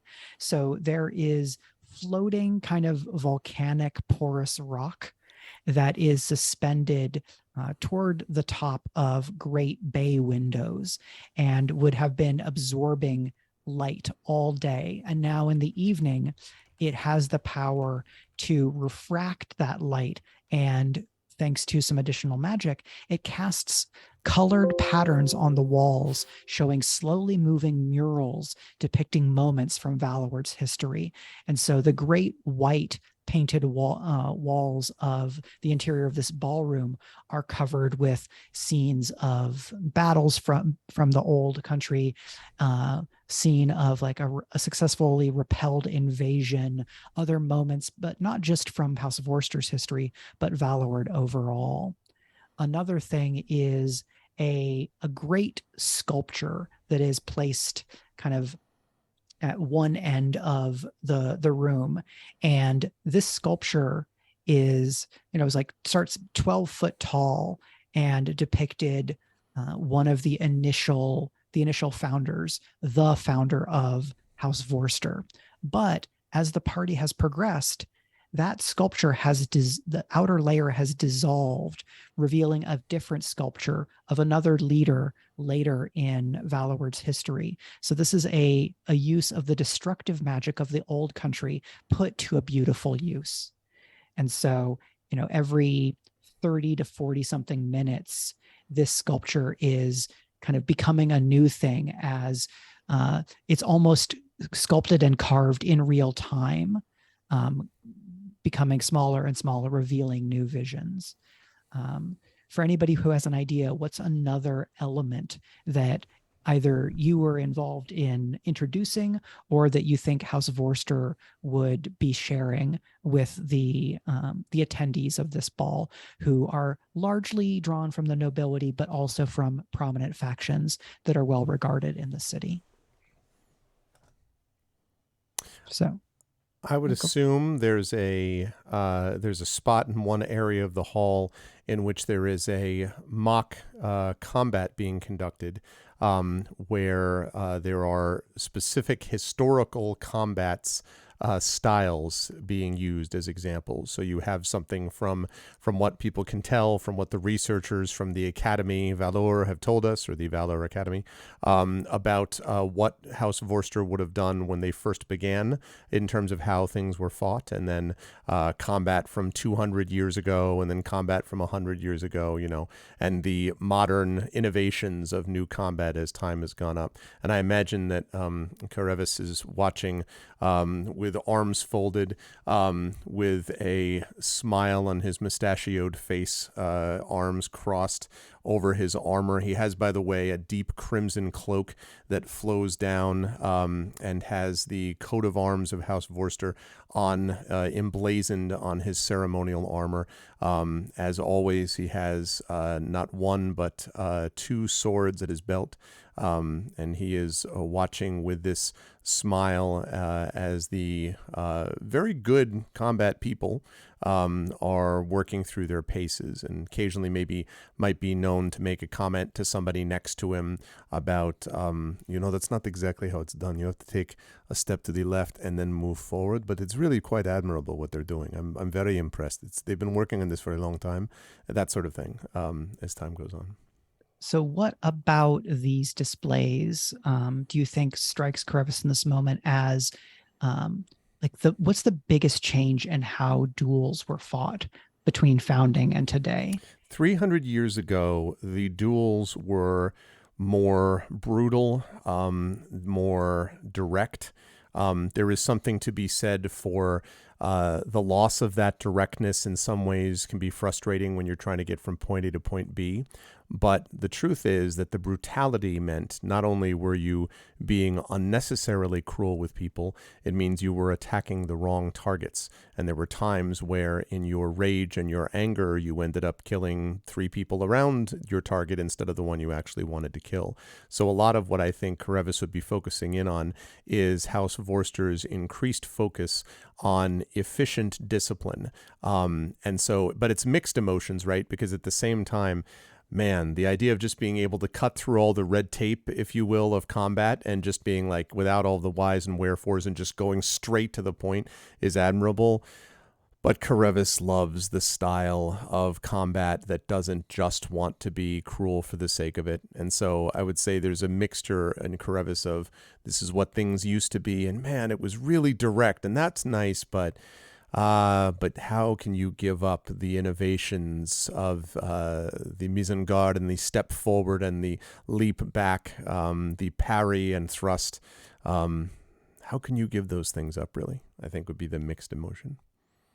And I think there's another Bravo, probably across the piste or across the pitch from you, from maybe one of the other houses.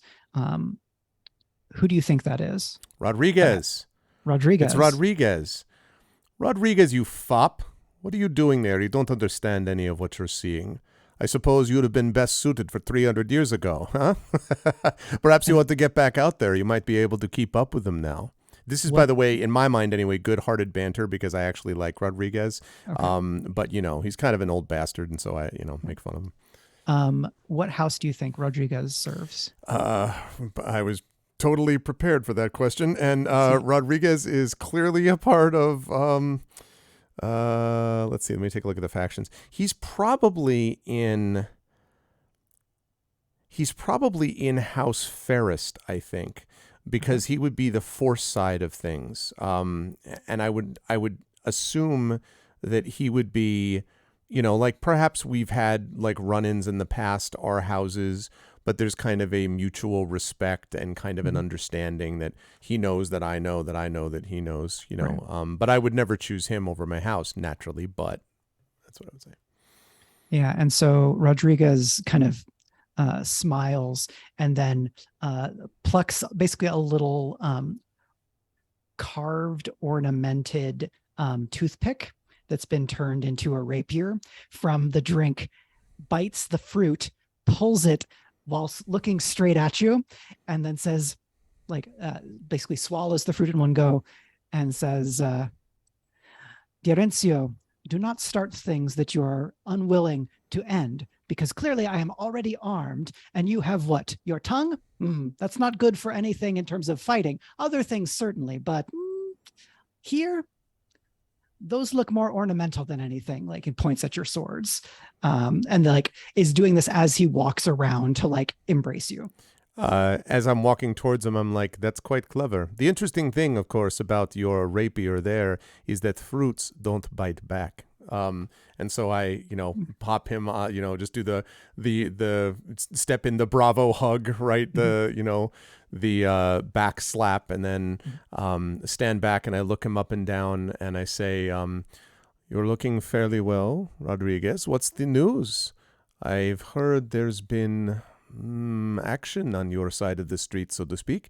There have been people concerned about whether your house is managing to keep things safely together. I hope you've been able to keep things in order. It's your job to do that, Well, I end up with quite a number of jobs.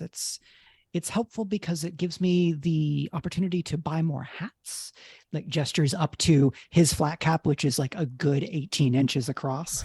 I would have assumed that was your father's. It looks old enough to be that. No, it's your father's. Oh, clever. That assumes that we are brothers, and if so, I clearly got the better hat. I'm very proud of this hat, by the way. This hat that I have, which is also crimson and has like a feather extending up this way. I would encourage everybody to think Sean Connery, also I think Rodriguez vibes from Highlander. I know that I called him Rodriguez, but in terms of just the hat look, okay, for me, that's what I'm imagining. You know, the city has many demands, and when a bravo like you or I is assigned to a task, things have a certain tendency to narrow to a point, as you know. These true. things I can't discuss everything, but what I can discuss is that your cake is very good. We may have to steal your baker from you. Please introduce me. Absolutely, I'd be happy to do that. You know, the funny thing about cake is that the more you eat of it, the more magically seems to appear on the plate. It's almost as if they encourage more of it. Here, let me take you in this direction. Perhaps you can explain to him how to cut a cake with that dull blade of yours. Cool. That's lovely. I think we'll move from there to another vignette, if that's okay, Greg. Oh, yeah. Okay, cool. As long as it leaves me with cake, I'm all about that. I mean, absolutely. It was just my birthday last week, so I've been all about cake this entire week, and sign me up for more. Very good. So does someone else have an idea for a feature or an idea of where you are, where your character is in this party that we can jump to? Do. Great. It's very fascinating that I have this particular element to add to this scene, because I hate this element of the scene. Which is, there is a kind of sand artwork that is attached to the wall.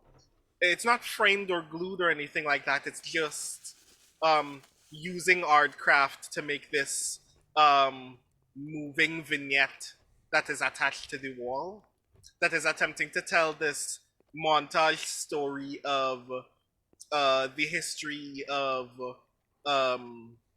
these people coming to Vala Isle and not just settling it, but it's framed as like the literal images that are in this scene are framed as if they were given the gift of this land specifically to attempt to tame and civilize it. And there is literally a young like stage performer, maybe like 19 or 20 years old, who is reading this monologue of the history of these people coming to this island with this like confidence and self-assuredness that that this is the true only history of this island. And I'm just like sitting underneath an archway watching this happen, like out of the corner of my eye, trying not to let other people notice that I am looking at this. And Zelfa, by the way, is wearing a maroon cape dress. The cape is like all the way to the ankle. Very form-fitting, very beautiful. There is this like almost imperceptible darker maroon stitching across from the left shoulder all the way down to the right of the dress of a now extinct animal on the island called a dragon bird, which is like a 10 to 12 foot Komodo dragon with hummingbird wings. And like I'm kind of wearing it as a statement, so people will kind of notice, hey, this used to be here. This is part of the history of this place too. But you don't know what this thing looks like. So yeah.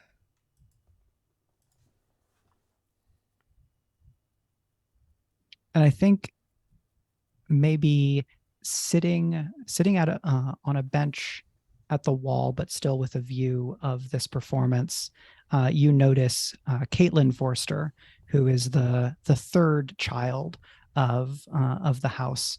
One is very academically and intellectually inclined, but not really a socially inclined one. And she is the only one in her generation who is especially adept and or interested in magic. And so she's watching this ardcraft element of the performance very, very attentively.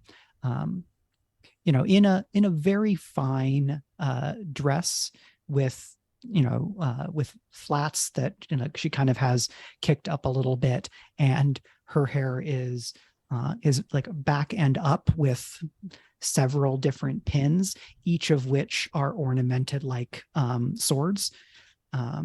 Because House Vorster, even when they are not at war, they wear that history. The colors of Vorster are red and gold, and so is her dress. Would you have you been talking with Caitlin already today? What do you think your character's relationship is with her? I think I'm like very amicable with Caitlin because like I get the impression that Caitlin has the potential to do a great deal of good, but is struggling with like identifying her own potential in a way that I am like I used to be you when I was a kid. I kind of latched on to trying to be kind of a mentor for her because I didn't have a lot of very powerful elder sister figures in my own life. So I walk up to Caitlin like very silently, like trying to like sneak up on her so I can fix one of the hairpins because it's not straight. I just whisper as I'm adjusting it. Let everyone see the garnets, please.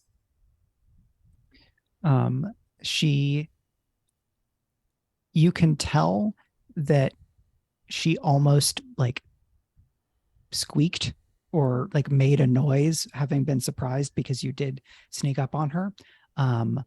But perhaps in a way that you've seen previously, the kind of like the Vorster stoicism sets in and covers it very quickly.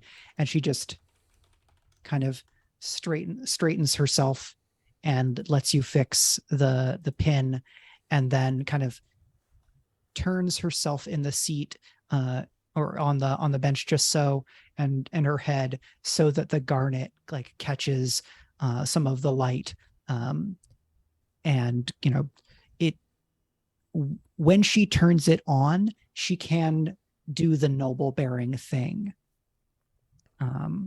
but it is clearly a performance for her in a way that maybe it is not for her siblings. And she says, I thought that I had that because you used the 3/2 and cross post with the third braid, but it just wants to go flying everywhere. This is why you don't do your hair yourself, Kate. You should have asked me. I would have helped you. Well, I thought that you were going to be like working with all the security, and that you had to pour yourself into that, which I think probably would have required magic as well. I am not a guard. I do not work for the guards. Who do I work for? Am I being politic or not? Answer how you know it's true. Well, she's here, so you work for my mother. That being Suen Vorster, the princept of House Vorster, who we can see kind of across the hall, surrounded by other nobles. There's the princept of House Sapphire chatting, but clearly not having the best time from what you can tell. And then an almost, if not larger crowd around Morgaine Vorster, who is the eldest and recognized heir of the house. From Sue, and Morgaine has kind of inherited like a really powerful presence and somewhat sharp features. And they are like, all three of them are fairly fair-skinned, dark hair, kind of brown to dark brown. And Morgaine is like almost half a hand taller than their mother. And as they've kind of risen in age, kind of taken on more responsibilities, there's been a lot of rumors kind of inside the house and out that they have capital A ambition.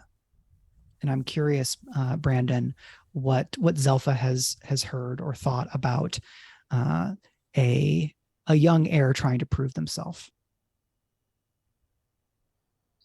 I mean, I think the thing that is of interest to me is what one wants to prove themselves by doing. There are lots of ways to keep and hold. There's lots of ways to gain and keep power, but none of those things are as valuable as the things that you do with your power when you have it, which is part of the reason why I'm so like focused on Kate, because I do feel like even though for the most part I trust House Vorster very deeply, power is still a very dangerous thing, and I guess I'm trying to get in on the ground floor of someone's relationship with power such that Kate learns that there are responsibilities that one has to the people who are of less power than you.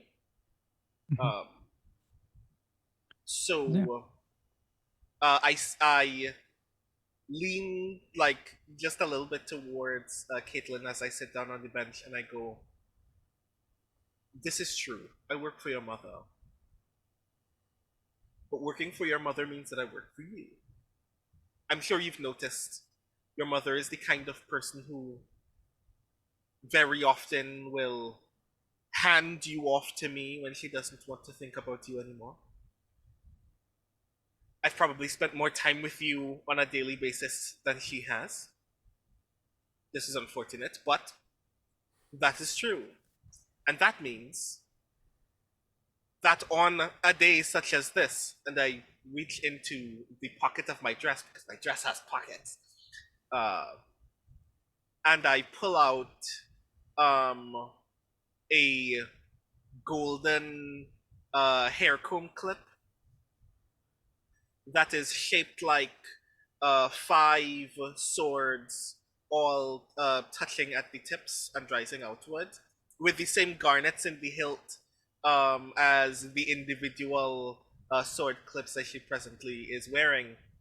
And I wrap it in a handkerchief right in front of her and hand it to her, and I say, as a result, I've never given a gift to your mother. And yet here I am. The third gift that I've given you in 3 Founders Days. Who do you think I work for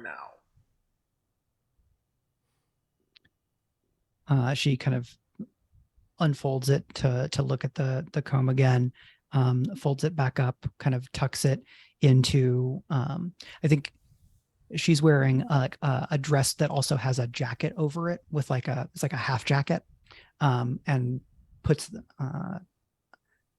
it into the jacket, and then stands and says, well, if that's the case, then perhaps you will do me the service of leading me in a dance. I promised Mother that I would dance at least once, and if I dance with you, then I can ignore everyone else. A wise choice. And I lean in to whisper, I don't think any of the men here can dance well either. Well, we'll have to see if anyone can prove that wrong, but tonight or maybe not. Hello and welcome, IDK. What name to be? IDK, what name to be? Same, Very IDK, good. same. TBH. Very cool. Hello and welcome.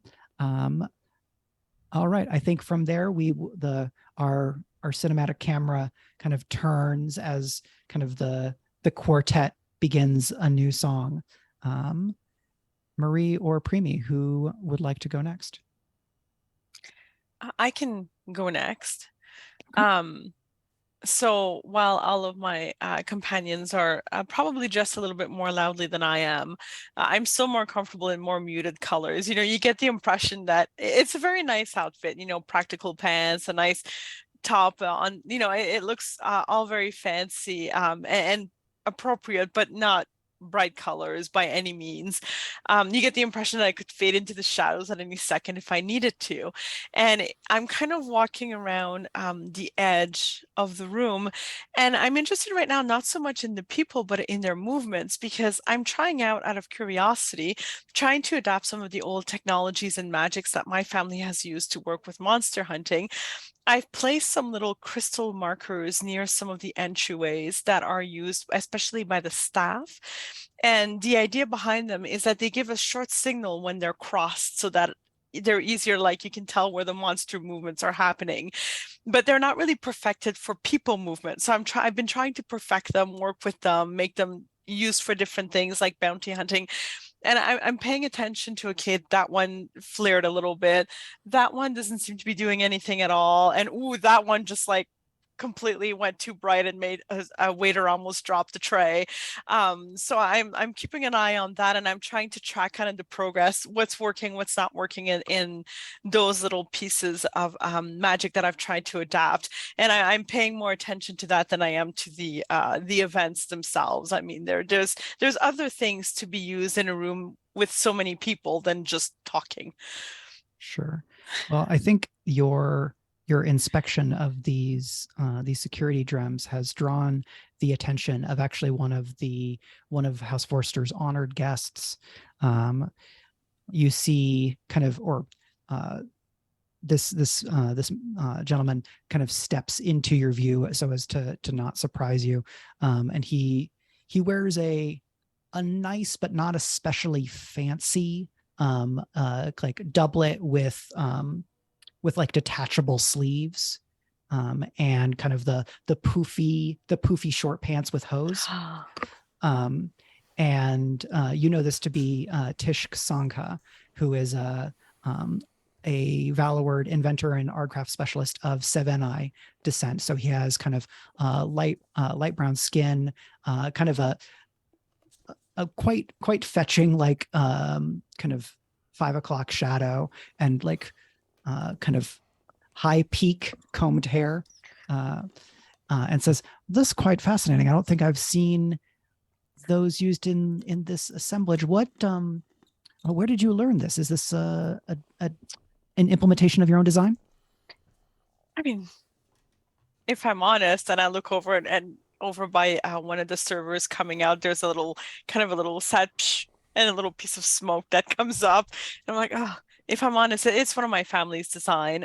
But the way that we design them is it counted on some pieces from the creatures or some of their families to be able to put into it as kind of a detector, from my understanding. I mean, I'm not a great inventor like you, but I can't take skin and hair from the servers. I've been quite told fiercely this. And so I'm finding it difficult to make the system work correctly so that it detects everyone and everything going through the barrier. I mean, you can see so many applications for it. Well, certainly. I think having the sympathetic connection to that what you're trying to detect, the utility based on the source that you described is very evident.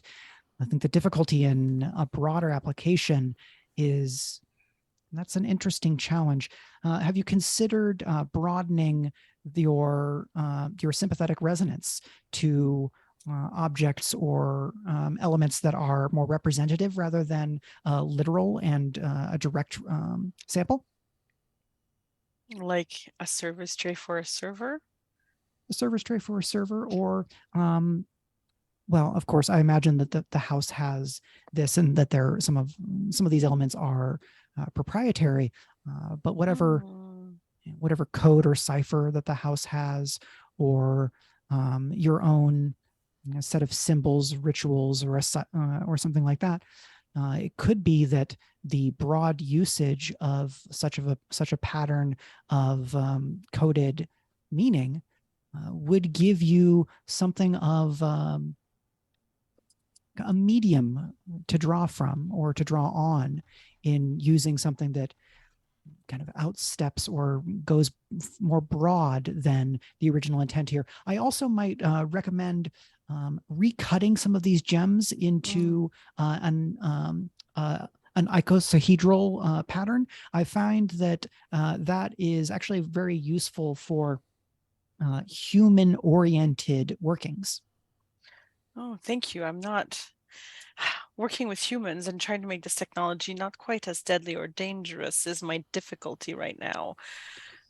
Well, that is a difficulty of which I'm sadly very familiar. You know that there's rumors that Tishk is working on something really big that could kind of reshape the city. Like, that's the rumor. But this project has not been announced, and you don't know whether it's supposed to be announced today, but that's like some of the buzz around this guy. Okay. And I mean, if something that being a bounty hunter has taught Kara, it is the fact that rumors are not to be dismissed, and having the upper edge of the rumor is definitely not a bad thing. So I'll turn my head a little bit more towards him. I've been kind of staring at the crystal. So, well, I have to be honest, I have heard some interesting rumors about what you're working on. Oh, sounds well, pretty big. That I can confirm. I would not be in such a shape if I was working on small projects. I've found that my ambition has landed me with larger and larger tasks and expectations to match them. But working for one of the great houses, I imagine that you may be familiar with that.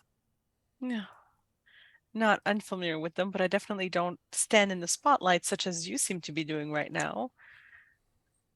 Oh, well, I've been trying to get away from it all night. Like, looks up at one of the murals and kind of cracks a smile. It's trying to light me in orange, and it's just not my color.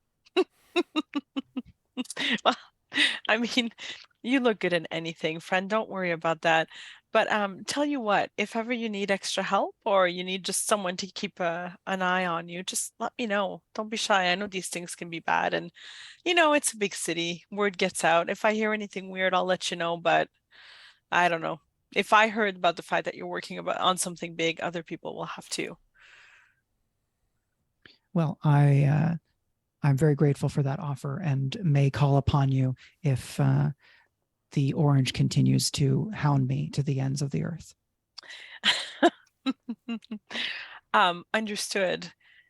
Well, perhaps at some point I'll call on you for these this technology that I'm trying to perfect, though I do appreciate your thoughts on them. And I'm thinking I might have to acquire some of that perfume that some of the houses do tend to prefer. But be careful, friend. You never know what lurks in the shadows. Well, if there is any place on Valor Isle that is safe, surely it's the stronghold of House Vorster. Well, that's for sure. You should see some of the traps I've laid across this place. Okay, cool. And from that, I think we'll cut over to Lutris. Premee, did you have an idea of like a party detail or thoughts on what Lutris is up to? Yeah, so Lutris, I think, is a little tense at things like this, not because of the people, but because of the company. He's very used to crowds, being in the army and coming from kind of the lower status areas of the city and growing up with, crowded places. He's walking around with a drink, not something very strong, and people don't seem to notice that he's not drinking it because he's just holding a drink, and their eyes kind of glance off it after they notice that he is holding a drink. He's wearing his old dress uniform, and he's always very proud that he's kept it in nice condition and that he still fits into it, and he tries to take very, very good care of it. It's, I guess, it's kind of a bluish gray color with trim and the crest, I guess, of the city, maybe, rather than House Vorster. And it's got a short cloak that clips onto his shoulders. And he's circulating. He's chatting to people he vaguely knows because he's got a good memory. And he's like, well, how's your wife? How's your boyfriend? How's your kid doing at university? I know the term just started. How's that pack of hunting dogs of yours? And, he'll talk to people for a minute and keep going on because he's a social climber, but he's nervous about being seen as a social climber. And eventually he wanders over to a corner where strange lights are happening because he's curious and there's too many people standing in front of it for him to really see what's going on. So he kind of edges in there with his drink, which is not a whole bottle of wine. Thank you, Marie. And and he spots what at first seems something like it would be from his old neighborhood, like something tacky kind of, but it's the fancy person version of something tacky. And it's a little stall that's been set up with 3 or 4 craftsmen who are working away at something small under magnifying glasses. And there's people milling around holding their drinks. And they're making souvenirs for the 300th Founders Day, but they're very, very fancy souvenirs. Hair clips made of gold and silver combs and brooches and rings that are being customized with little symbols and wards. And Lutris kind of nods.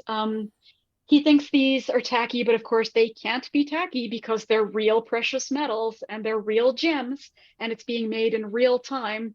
And all the really wealthy nobles that have been invited to this party are kind of loitering around here and remarking on each other's souvenirs and kind of looking at it. So he's watching that happen, and he's kind of making a note of who's gathered around here and who's getting the really expensive customized brooch and who's getting a smaller fancy maybe ring or something like that. And he's drinking his drink and leaning against the wall.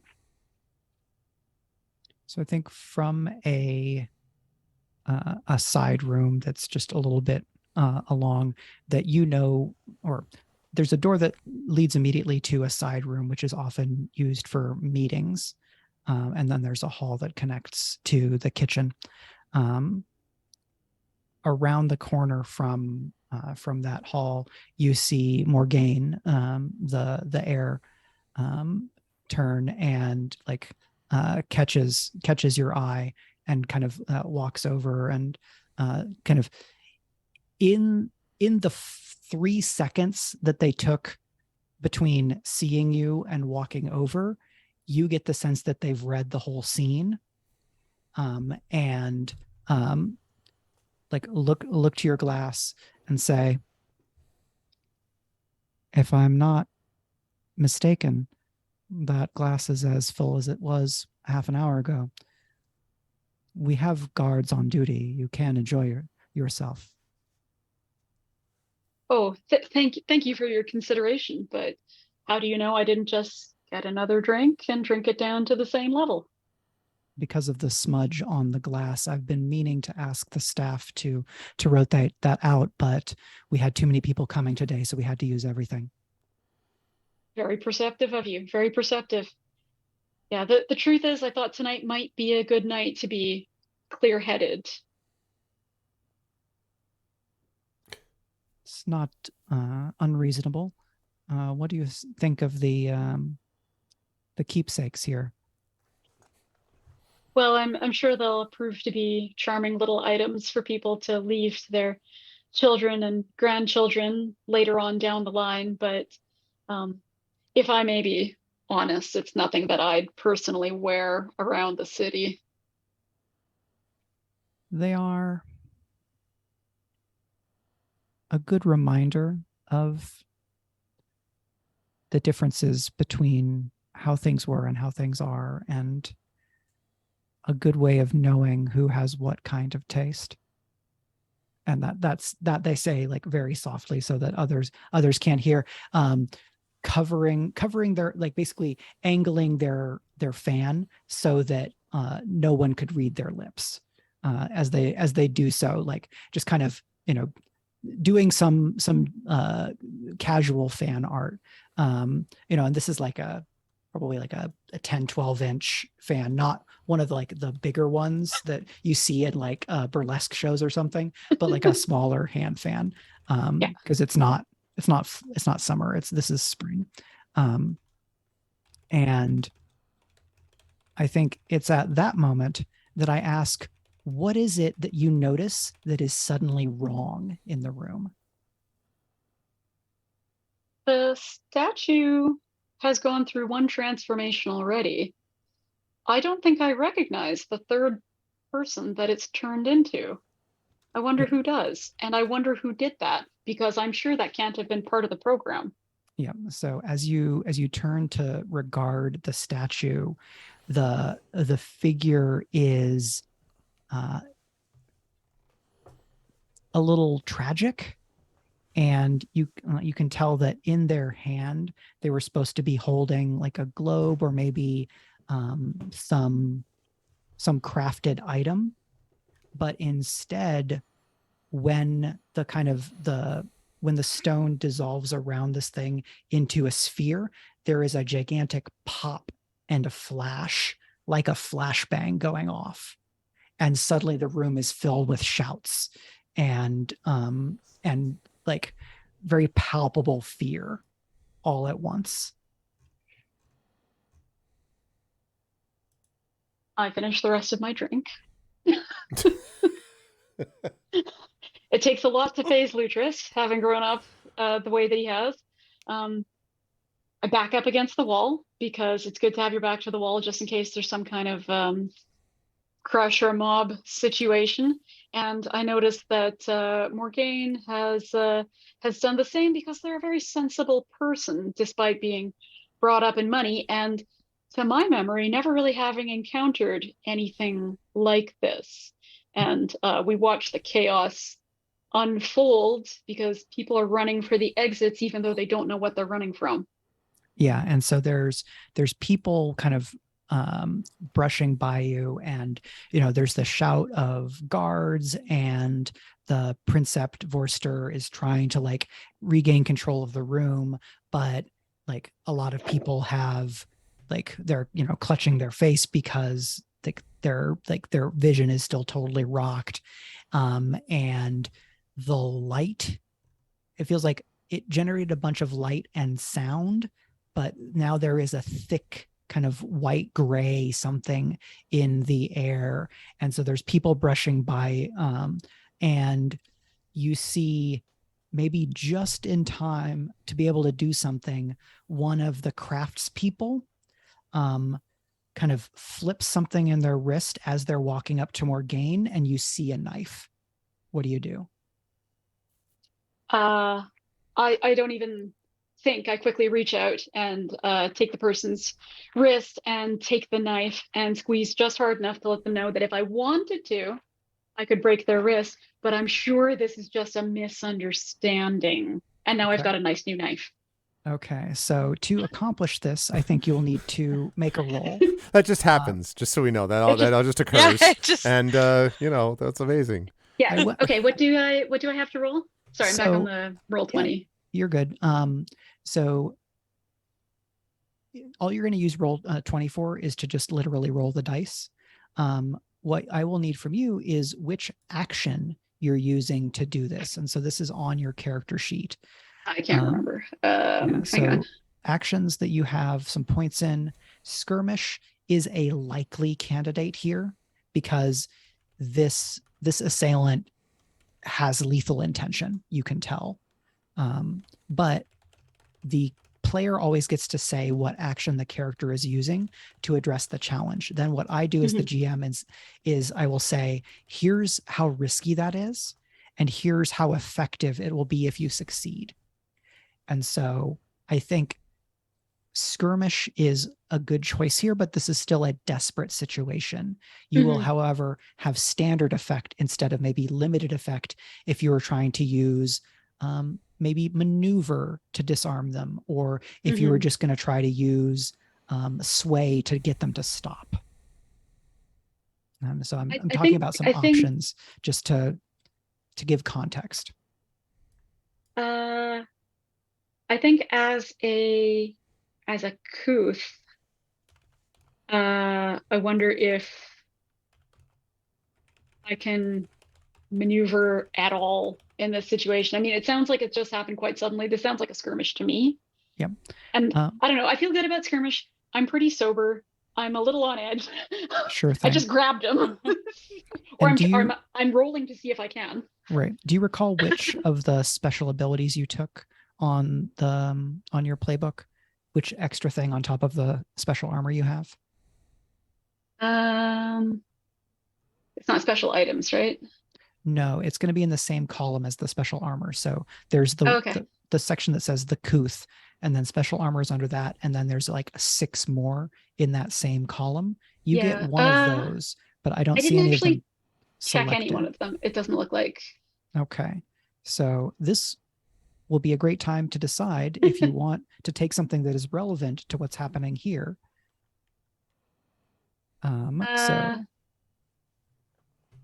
when ambushed, you could gain +1 effect to all actions during a flashback. So you could flash back to having foreseen something about this, or you could be vengeful, or any of these other options. You don't have to let's go with better to be a tiger than a man, because awesome. maybe the reason I was looking at those craftspeople was because some of them looked kind of familiar, and I'm sure that House Vorster wouldn't have hired anybody from the low to come work at this party.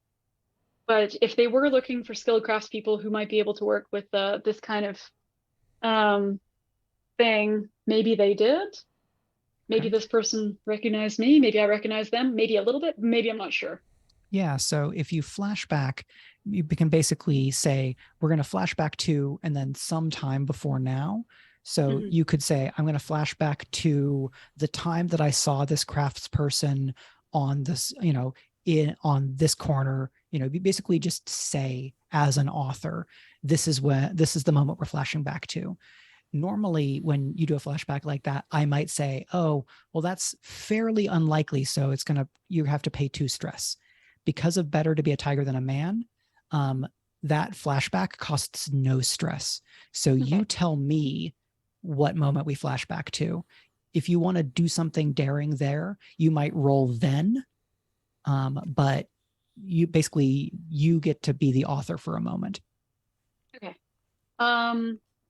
I saw this particular craftsperson back in the low associating with a group of organized crime people, gangsters that I normally tried to avoid, and didn't think much of it because, it's kind of a small, wet neighborhood and we all kind of know each other. But he's got a very distinctive face, and I recognize the face, and I know that he keeps low company, lower than I used to keep even. Okay. Yeah, I think that is just establishing a detail. Okay. So I don't think I'll need to make you roll for that. But basically, the craftsperson comes, and if this were a TV show, we would cut to Lutris seeing that person in the low, seeing some associations or a quick montage, and then we jump back to see Lutris leaping into action. So you have 1 in skirmish. You would start with 1 die. You can push yourself, which means you mark 2 stress. Stress is a resource you have to basically get to do cool things or resist bad things. I will let you all know that it's fine to do a push or 2 or an assist, because you will get to clear your stress between this evening and when we do your first errand. So I would invite you to push for an extra die if you like, because with a 1 in skirmish, you'd roll 1 die and you need a 4+ for a success, or a 6 for a success without consequences. Okay.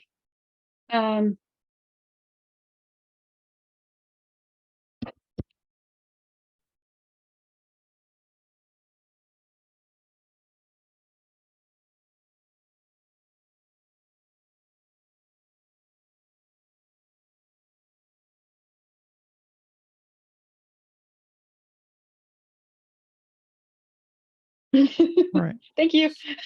Yeah, I think an assist like that definitely makes sense.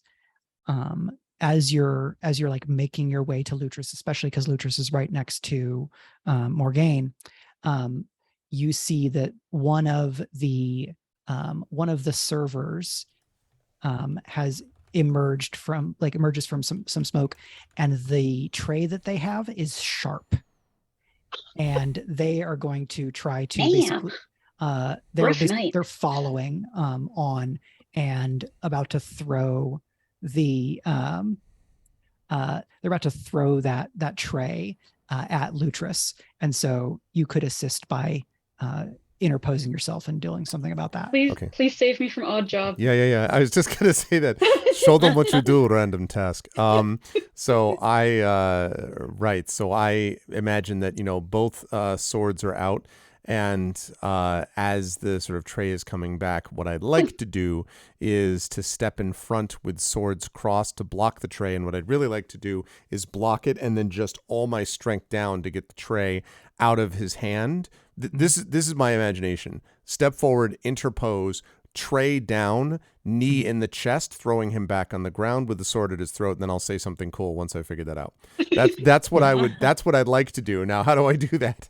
Yeah. So if you're doing an assist in a situation like this, I'm fine to say, cool, you did that thing. It's an assist. One of the things that's fun in this game is that sometimes you get to do a really cool thing without having to roll for it because you're really just assisting somebody else. Okay. Well, then awesome. Then I appreciate that. And so I will do that. And so it clatters to the ground. I am curious, one note as I'm knocking this person to the ground with a knee in the chest. Do I get a sense,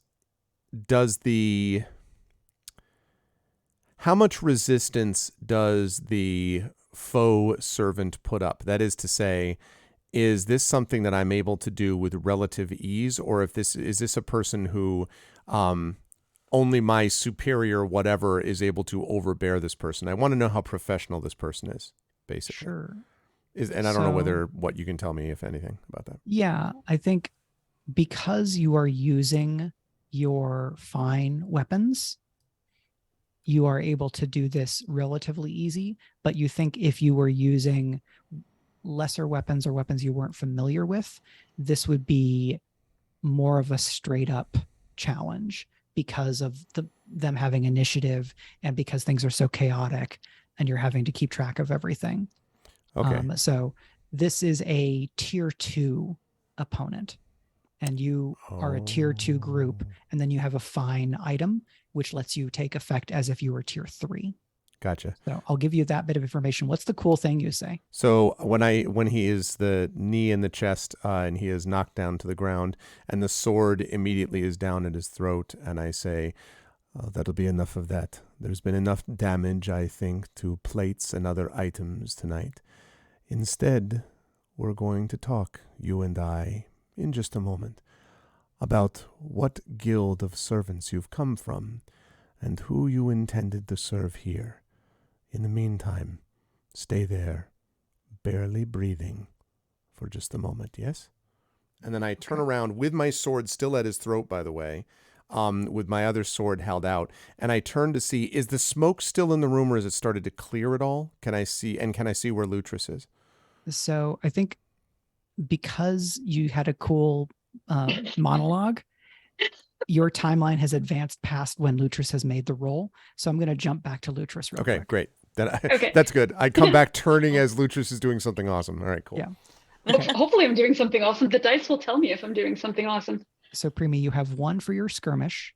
You have +1 die from getting an assist. And you can go ahead and count as if you've pushed if you want. Sounds like this is an important thing. So that would mean this is important. you would want to type /roll 3d6 in Roll20, all as one phrase. Okay. Is it? Do we separate / between roll and the roll dice? space People who use- 3d6. Yep, you got it right. Oh, did that work? I typed it in chat. Yep. It worked. I see a success there. I see it. Okay. I got a 3, a 2, and a 5. Okay, so on a 5, you do it, but there's a consequence. Okay. Oh.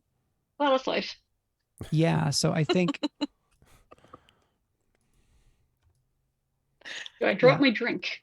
So that's what quite happens, a consequence. What happens is that you get the knife away, but he trips you, and then gets the knife away. He jumps and then jumps up from your shoulder onto like a bit of like it's not like a chandelier, but it's like a window pane or something. So he's a cat.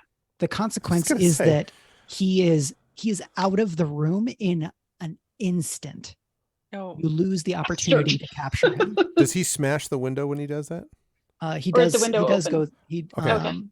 he does go through the window. So I just turn around to see by that point, so Lutris is down on the ground with a knife, but then covered in glass as he's out the window, basically. All right, I'm going to jump to Lutris, Marie. you're not supposed to break the fine things, yes? Can I, because I have the ability to have a flashback of setting traps, and I've already discussed how I've been putting little things around to test different things. So on the window, on a lark, I had set up before the party, and I'd actually set this up a couple of days ago because I was thinking, what if somebody decides to do because a lot of people are kind of fancy around here and it's a party. So I was kind of picturing, what if somebody decides to just take a rope and just kind of fly through the window and do a double hoop and then stab somebody in the heart as they land. I have an active imagination. I've seen these things. And so I had set a trap on the window itself that electrifies it to a certain degree. So anybody who tried to break it would basically get zapped. That's literally what I just said in chat. I don't know if you were looking at the chat, but that's the best. It's like, so the window's electrified. And you're like, the window's electrified. I'm like, of course it is. So, oh man. So, and it's something that we've used for monsters before, little electricity traps to just kind of stop them so that they're not dead. They're just, which I know is bad now, I understand, but so they're just kind of ride there for a while so that you can collect the pieces correctly while they're still alive. It's terrible. I'm sorry. Cool. So you get to flashback. Why don't you make a roll for setting the trap in that flashback? Okay. And what action it is up to you. What action do you think you use to set a trap like this? Hunt is certainly an option here. I was gonna say hunt, yeah, because it's something that I'd be thinking about. I'm pulling on my experience. I'm hunting for a random, really, really out there scenario. Just having fun. Yeah, so you'll start at 2 die for sure. And you'll get increased effect, which basically if you hit will not just knock this person out, but will send them flying back into the room so they are easier to secure. Oh, I want that real bad. So how do I get 2 die in this one? You have 2 die. I do at this moment want to pause because I know that Brandon has the assist move to see if he would like to have been a part of setting these defenses. You are not required to, but I want to give you the opportunity. Let me look at that move again.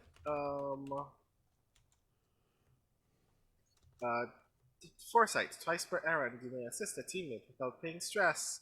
Describe how you prepared for it.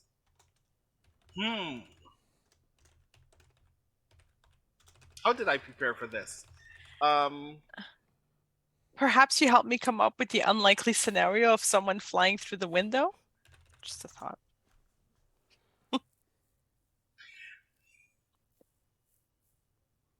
I feel like I feel like the thing that I would have prepared for as a result was, um, because I know that these windows, being art crafted, are a big deal to the Vorsters because keeping up appearances is very important, and also replacing those windows is very expensive and very difficult and time consuming. Um, that because of an argument I had with Morgaine, um, I was tasked with personally ensuring that um multiple bodyguards would be available at the foot of every window from the outdoors. But as a result, all of them are immediately available to see you in the instance that you need physical assistance. So the role would have been in the past. So is that the guards helping set the traps? Yes. Cool. So if you They mark, could boost me. yeah, if you mark one use of foresight, which you'll refresh before we do the next thing, then Marie, you can take a assist on that. Okay, awesome. So now I do 3d6. Yep. And And you're what? looking. Oh, what does it mean when it says 10 take +1 effect when setting or having set a trap? So the effect bonus is why I described that they would get shot back into the room. Right. So you would have standard effect, but because of your ability, you get greater effect. And so instead of being shocked and maybe falling out of the building, this person is going to fall back into the building so that they are easier to capture. Perfect. All right. So, and what am I trying to hit with 3d6? If you get a 6, you get success with no consequence. If you get more than 1 6, you get a critical and you get extra effect. If your highest is a 4 or a 5, you will succeed, but there will be a consequence. And if your highest is 3 or below, then you do not succeed and there is a consequence. Okay, awesome. Thank you. I appreciate that. I like that system. Okay, 3d6 incoming. Great. Oh no! I'm not good at my traps. I'm so sorry. Total of 6. So 6 is there. The number. What like you look up expecting that this person will get shocked and thrown back into the room, but you see that someone has ever so expertly clipped the wires so that the trap has been sabotaged. Okay. I pull out my bow and I totally want to hunt this person down now. Can I hunt them down? Perhaps, but we're going to like snap zoom through and across the room as if this were leverage again, because why not? To Zelpha and Caitlin. So Zelpha, how do you notice the sniper on the 3rd floor?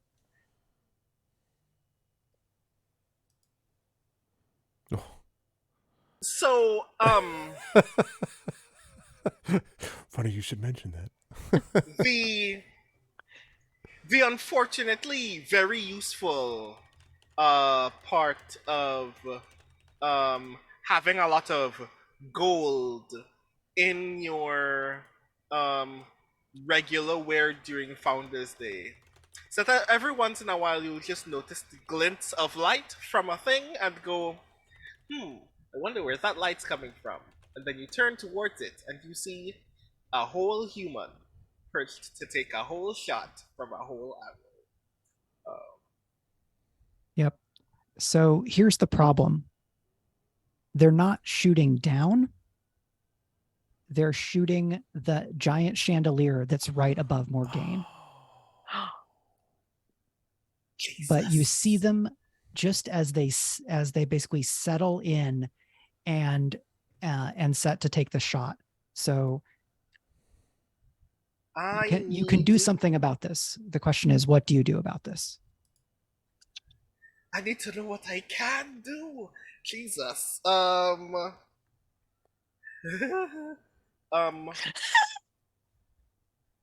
need. God, what gear do I have?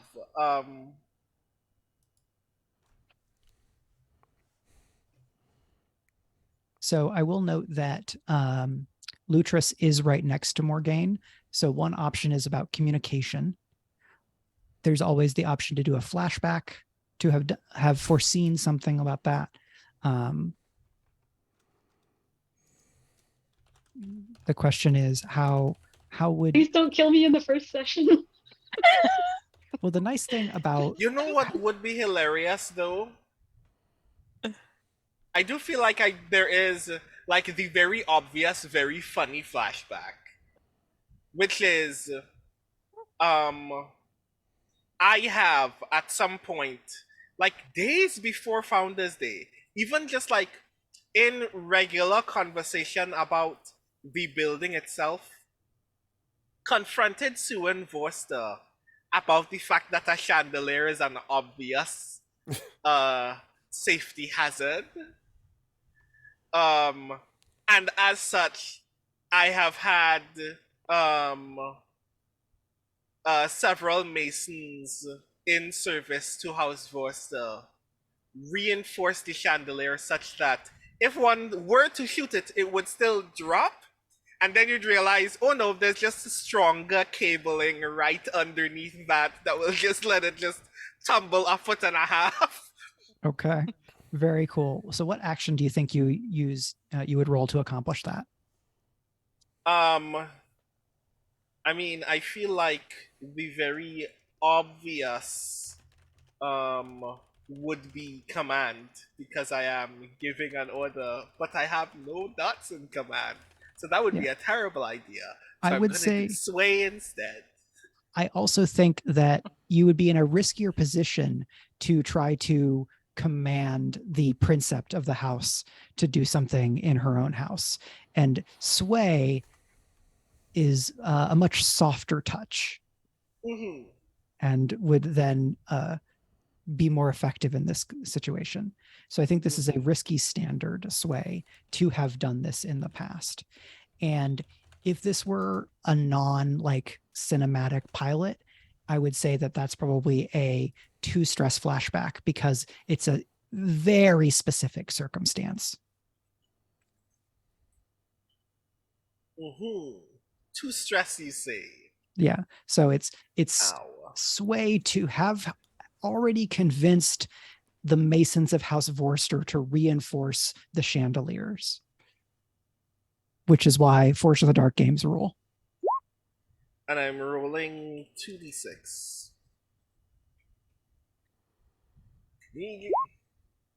Yes, good lord.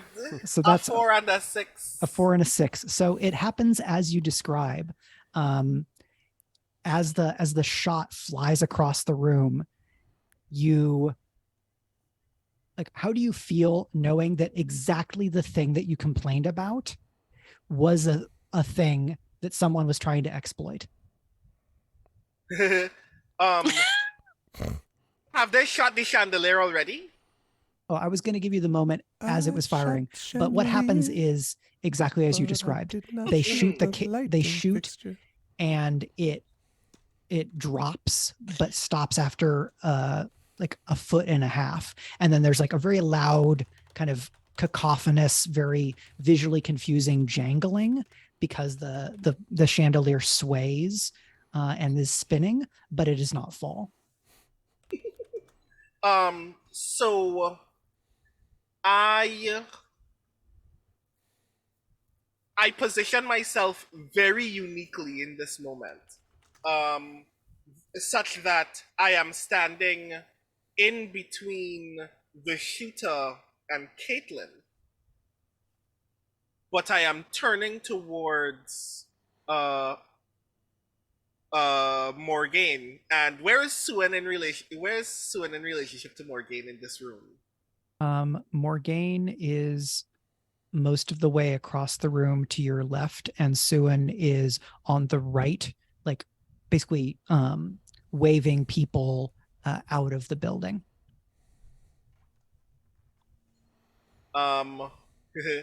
I shout to Suen, I know what I'm talking about, miss. And then I gesture to Lutras to keep an eye out for said shooter. Okay.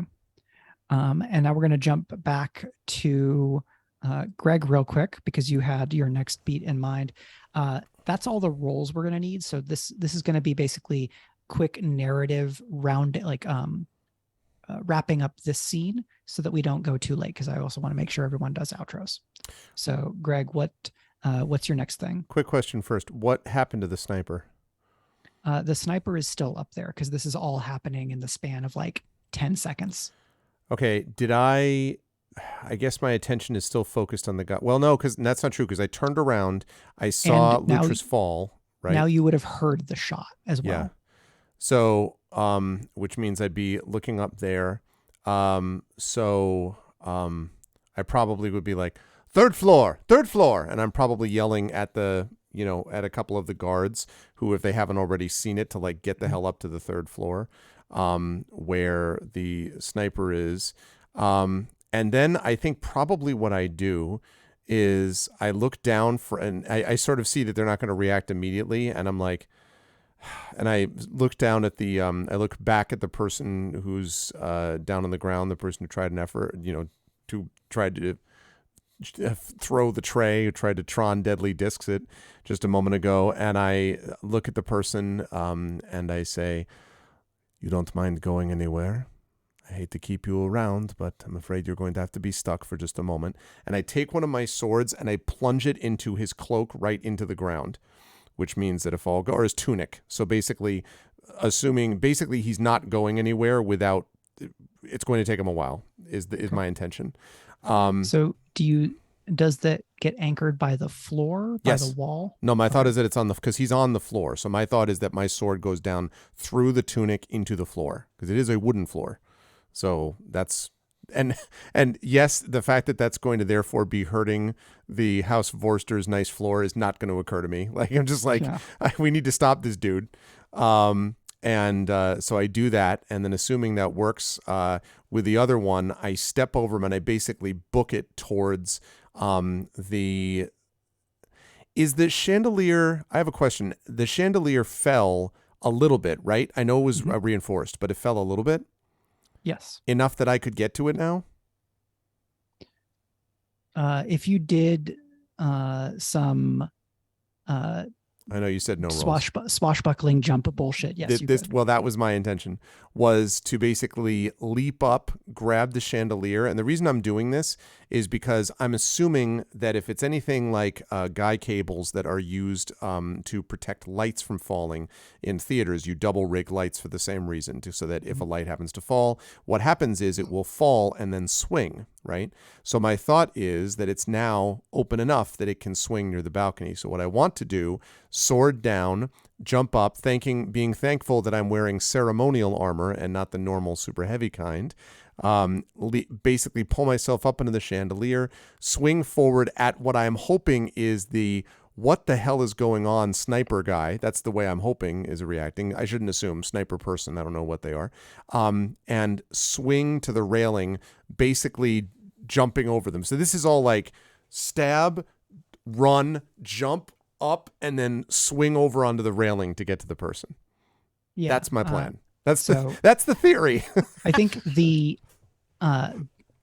sniper sees you coming in this like terrifying Renaissance-ish parkour. Yep. And just starts running. And so we get a quick montage of a rooftop chase, because you have to run them down. Of course on I the do. rooftops. Sign me up. And I think that one goes a different direction than the one that went through the window goes.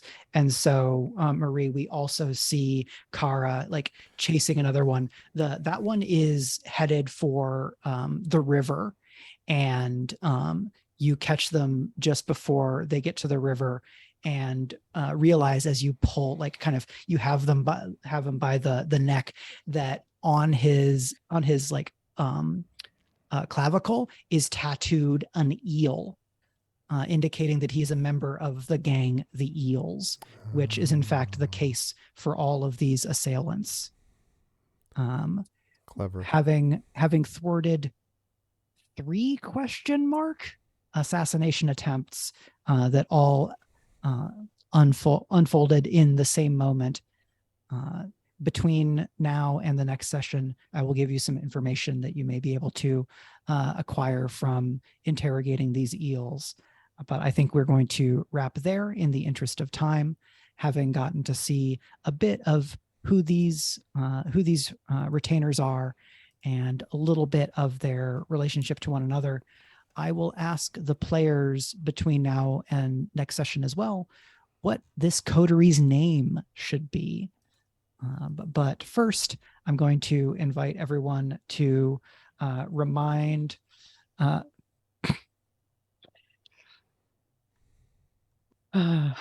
I'm seeing stuff in the Zoom chat and it's very funny. So we're going to do outros starting with Premee. Oh, sorry, I'm enjoying the chat. Thanks so much, Waiting for everyone. Brandon's reaction. I'm sorry. Yeah, Premee Mohamed. You can find me on premeemohamed.com, which is my website, and on Twitter at Premeesaurus.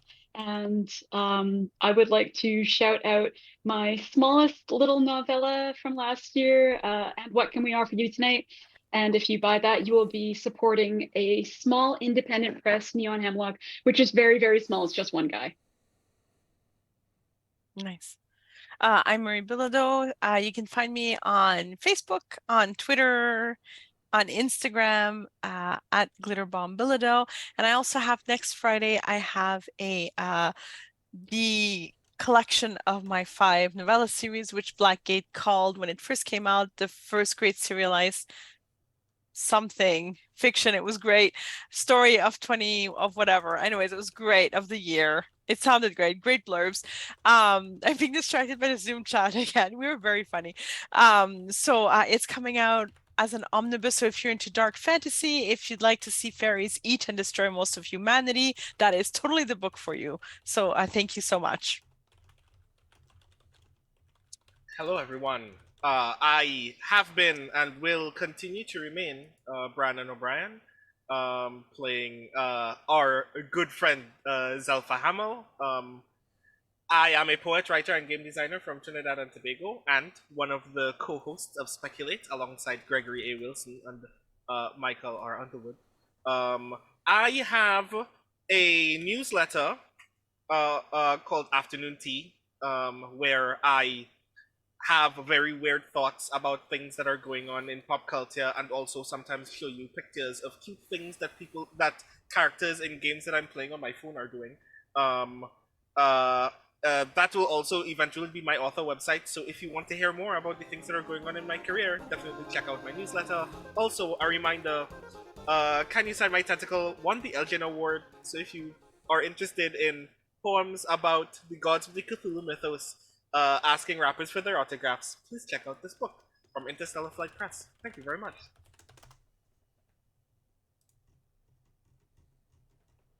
All right. Oh, and I guess I'm last. Yep. Yeah, thanks everyone. This was a lot of fun. I had this image, by the way, of the camera as Kara goes one way and Karevis goes the other. Camera just pulls back right, and the 2 people moving opposite, like chasing 2 eels out of the street. Oh man, it's good stuff. Anyway, but I enjoyed this a great deal, and if you want to know more about me, first of all, this is a good channel to find me since it is my channel. Secondly, I would encourage you all to check out the Speculate Patreon, which I mentioned before. If you want to see more of these things, I would love to see attention paid to that. You can get cool behind the scenes stuff and also support what we do and allow us to make more shows like this. Finally, I'll mention personally my novel Gray Shade, which came out in May, is available via the link. If you do the link which Rising Tides was kind enough to just put in there, that link will bring you over to the backer kit where you can pre-order the 2 sequels, Renegade and Heretic, to Gray Shade, and also you'll be able to pre-order the tabletop role-playing game being designed by one Mr. Brandon O'Brien, and also listen to the audiobook that Trent Sparks, our very own Trent Sparks, is going to be doing of Gray Shade. So a lot of cool stuff coming in the Gray Assassin universe. But yeah, and also don't forget, tomorrow night we will have Expedition from the Mysterious Peaks coming your way. So make sure that you stop by. That's not a Speculate thing, but it is a channel thing, so stop by for that if you can. And thanks, Mike, for excellent GMing as always, too.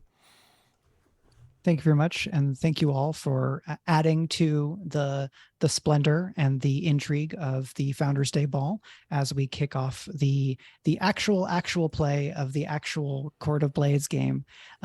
We've had a long road to get to here, and it's very, very fun to be in the action. I'm very excited to meet and to continue to get to know all of these fine characters and their various exploits. You can pick up your own copy of Court of Blades at acoupleofdrakes.itch.io/court-of-blades. The physical editions of Court of Blades have started shipping. I've been following the Drakes shipping escapades as they fulfill this. Those books have had a 5 times as long journey getting to the Drakes and then to the backers because of, pandemic and supply chain and everything. I know that feeling. But I expect other folks will have their copies in the next few weeks. So perhaps by the next time we play this game, I will have a physical edition that I can hold up on the camera, which would be very fun. I have been your dancing master, Michael R. Underwood, aka Mike. I'm a author of science fiction fantasy, mostly action adventure stuff. You can get my geeky urban fantasy books, Geekmancy and others, on all major ebook platforms. Paperback editions are following soon. And if you like what we did today, let me tell you what, there's a lot more if you become a patron over at patreon.com/speculate. You can get the whole world building conversation that Brandon and I had earlier on. You can get behind the scenes stuff from my GM notes. There's extra stuff about other holidays in Valloward, and I'm going to continue to put information up there. So if you like this setting, there's more there. And if you become a subscriber over at the Patreon, there's also bonus episodes of different conversations that Brandon, Greg, and I have about how to do gaming, how to be a GM, what games we're excited about. There's just so much cool stuff there. We have lots of plans and many ambitions. And if you would like to help us in our schemes, that's just about the best way that you can.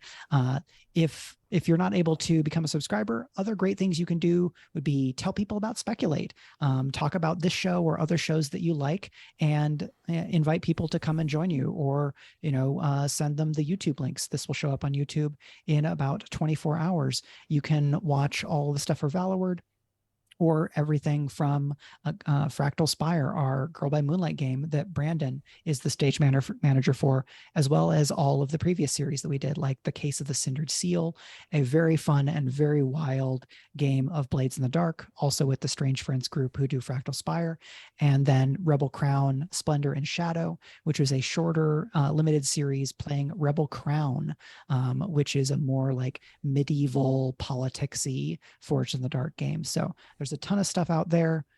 There's a lot for you. Thank you so much to everybody for joining us. I want to give a shout out to Aaron and V and everybody at Queens Court Games who is at the New Jersey Web Fest. Fingers crossed that they will come home with some awards. They are also starting a Court of Blades series that's coming very soon. So when that comes out, I will shout it out so that you can get even more Court of Blades in your life. And with that, I will toss it back to Greg to take us out. Thank you all so much, and we'll see you next time. Back to you, Thanks, Phil. Mr. Hostman. Good stuff. Thanks, everyone. Thank you, Mike and players. It was a great pleasure. And Chat, I'm going to let them go and then head over to close up shop myself. So players, thank you very much. Again, Mike, thanks so much. And I will catch all you lovely folks soon. Bye for now. All right, and that will give us a chance to end up things ourselves. This was a blast. I was really looking forward to actually playing. I mean, not that we weren't before, but I mean, like, you know, actually closing, you know, starting the actual game where we're doing stuff, and that was really great. I am very excited to see how this stuff is going to play out, and I have a feeling I'm going to enjoy playing Karevis quite a bit, and really enjoy sort of getting to connect with all of these other characters who are going to be really cool. So it's going to be interesting. You'll see more of it. So besides the Speculate stuff, if you enjoyed what you saw and heard, I can tell you that there's also a lot more on this channel related to that. You will get a lot of tabletop play. I run 5 separate campaigns every month, 2 of them over on GOG.com's Twitch channel in Talisman Adventures, which is sponsored by Pegasus Spiele, and D&D Ghosts of Saltmarsh with the GOG crew over there. Over on this channel, I run Adventures in Middle Earth, which is currently shifting around schedules until we get that fixed. I run, of course, D&D with Infinity and Beyond. That's Eberron, Oracle of War. And I run the one that you're going to see, as I say, tomorrow night, called Expedition from the Mysterious Peaks, sponsored by Alligator Alley Entertainment. That is a really, really cool, different kind of technology and magic fused together. Very cool stuff. We're dealing with a kind of Dead Space situation on a ship right now in the middle of the space portion of this. You will definitely not want to miss that. That's going to be coming up tomorrow, live from me on the road at 7:30 p.m. Eastern. If you like what you saw and heard, please follow the channel. Please check out our YouTube at !ArvTube, where you can find past broadcasts of this and other streams. There is a full Speculate playlist over there, and we're trying to break that down by specific campaign as well, so it's easier to see. ! And please sub to us over there as well. That's free, but really helps us out. ! ArvCord is my Discord channel, where you can hang out with the Arvanauts in between streams, and ! Arv Tweets is my Twitter. Website is arvaneleron.com. Again, I won't talk too much about my financial stuff today because I want to keep the focus on Speculate. I'll just briefly say ! Arvtreon is my personal Patreon. Support there is always helpful, as is ! Arv Shop, which is the merchandise area for the channel. And of course, always going over and subbing to the channel, as a few of you did today. That is also helpful, so please consider doing that. But especially ! Speculate tonight. Anyone who could support the Patreon really helps. We only have $35 per month coming in, so we're gradually trying to build it up, and the more support we get there, the more that it can really help us to do more shows of this kind, and you can get more cool behind the scenes and other stuff down there, over there, if you help us out there as well. On the publishing side, ! Icarus is my Icarus graphic novel from Athos Arts. ! Library is my Tales and Tomes from the Forbidden Library, my 5e adventure and source book from Alligator Alley Entertainment, and I've already talked about ! Greyshade, which again is the Greyshade novel with the TTRPG and the audiobook and the 2 sequels and all that kind of good stuff. And finally, last but certainly not least, ! BLM, Black Lives Matter, very important to affirm and assert the significance and importance of Black lives. ! Help Now, the World Health Organization page on suicide prevention, very important to reach out to others when you need help and to reach out to others when they need help as well. And ! Ukraine, UKRAINE, to help the people of Ukraine as they fight back against an illegal and illegitimate and devastating war. They are doing so bravely, and they're doing so with increasing success, but still it is, you know, the whole thing has been a disaster. And so this is one way to sort of step up to the plate and help them as much as you can. I think, just taking a quick look at this, I think we're probably not going to do a raid tonight, just because we have some people who have headed out for the night, and I don't have in particular someone that I wanted to jump on board and raid right at the moment. So I think we're going to give that a pass tonight. We'll try to do that tomorrow. But again, as a reminder, I will be back tomorrow at 7:30 p.m. Eastern with the next session of Expedition from the Mysterious Peaks. So you will definitely not want to miss that. I want to thank everyone who made this an awesome stream. Thank you to my mods, Rarudno, Rock God, Triffity Mats, of course, Turbo Tango, and the Rising Tides, the best mods in the business. Thank you to my wonderful subscribers and Patreon supporters, Rarudno, Rock God, Triffid, Turbo Tango, Mrs. Dunsel, Prince Justin. Thank you so much for that. And thank you to Aditin, thank you to Alien Conglomeration, to Dragon Spear, who was a mod and has been lurking. Thank you to Icaro, thank you to Marie Bilodeau, to Nonstop, who is a subscriber but is lurking.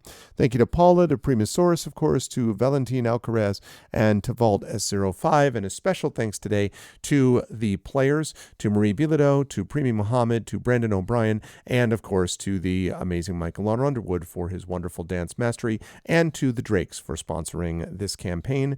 Thank you all. Please support Speculate, please support the channel, and I'll catch you folks Saturday evening for Expedition from the Mysterious Peaks. Until then, everyone be good to each other, and I'll catch you all soon. Have a good night.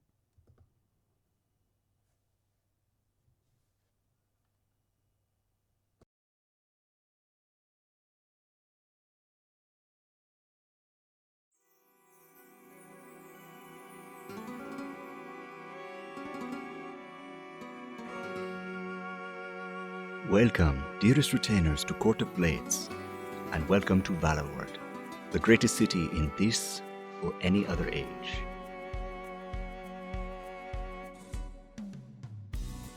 A city where hearts race and swords flash, where intrigue and danger lie around every corner. Centuries ago, celebrated veterans were given title to Valor Isle, a place long abandoned by its first residents. Here, the heroes found ancient secrets, bountiful land, and a fruit bearing oracular gifts. Generations later, 6 families vie for ultimate control of this jewel of the archipelago, each seeking to lead the great dance of houses. A new retinue rises to clash with flashing blades, veiled plots, and powerful magics in pursuit of their house's interests and their own secret ambitions. Speculate presents Valloward, a Court of Blades campaign, starring Premee Mohamed, Marie Bilodeau, Brandon O'Brien, Gregory A. Wilson, and your dancing master, Michael R. Underwood. Be welcome, retainer. Get comfortable, but not too comfortable. It's time for Court of Blades.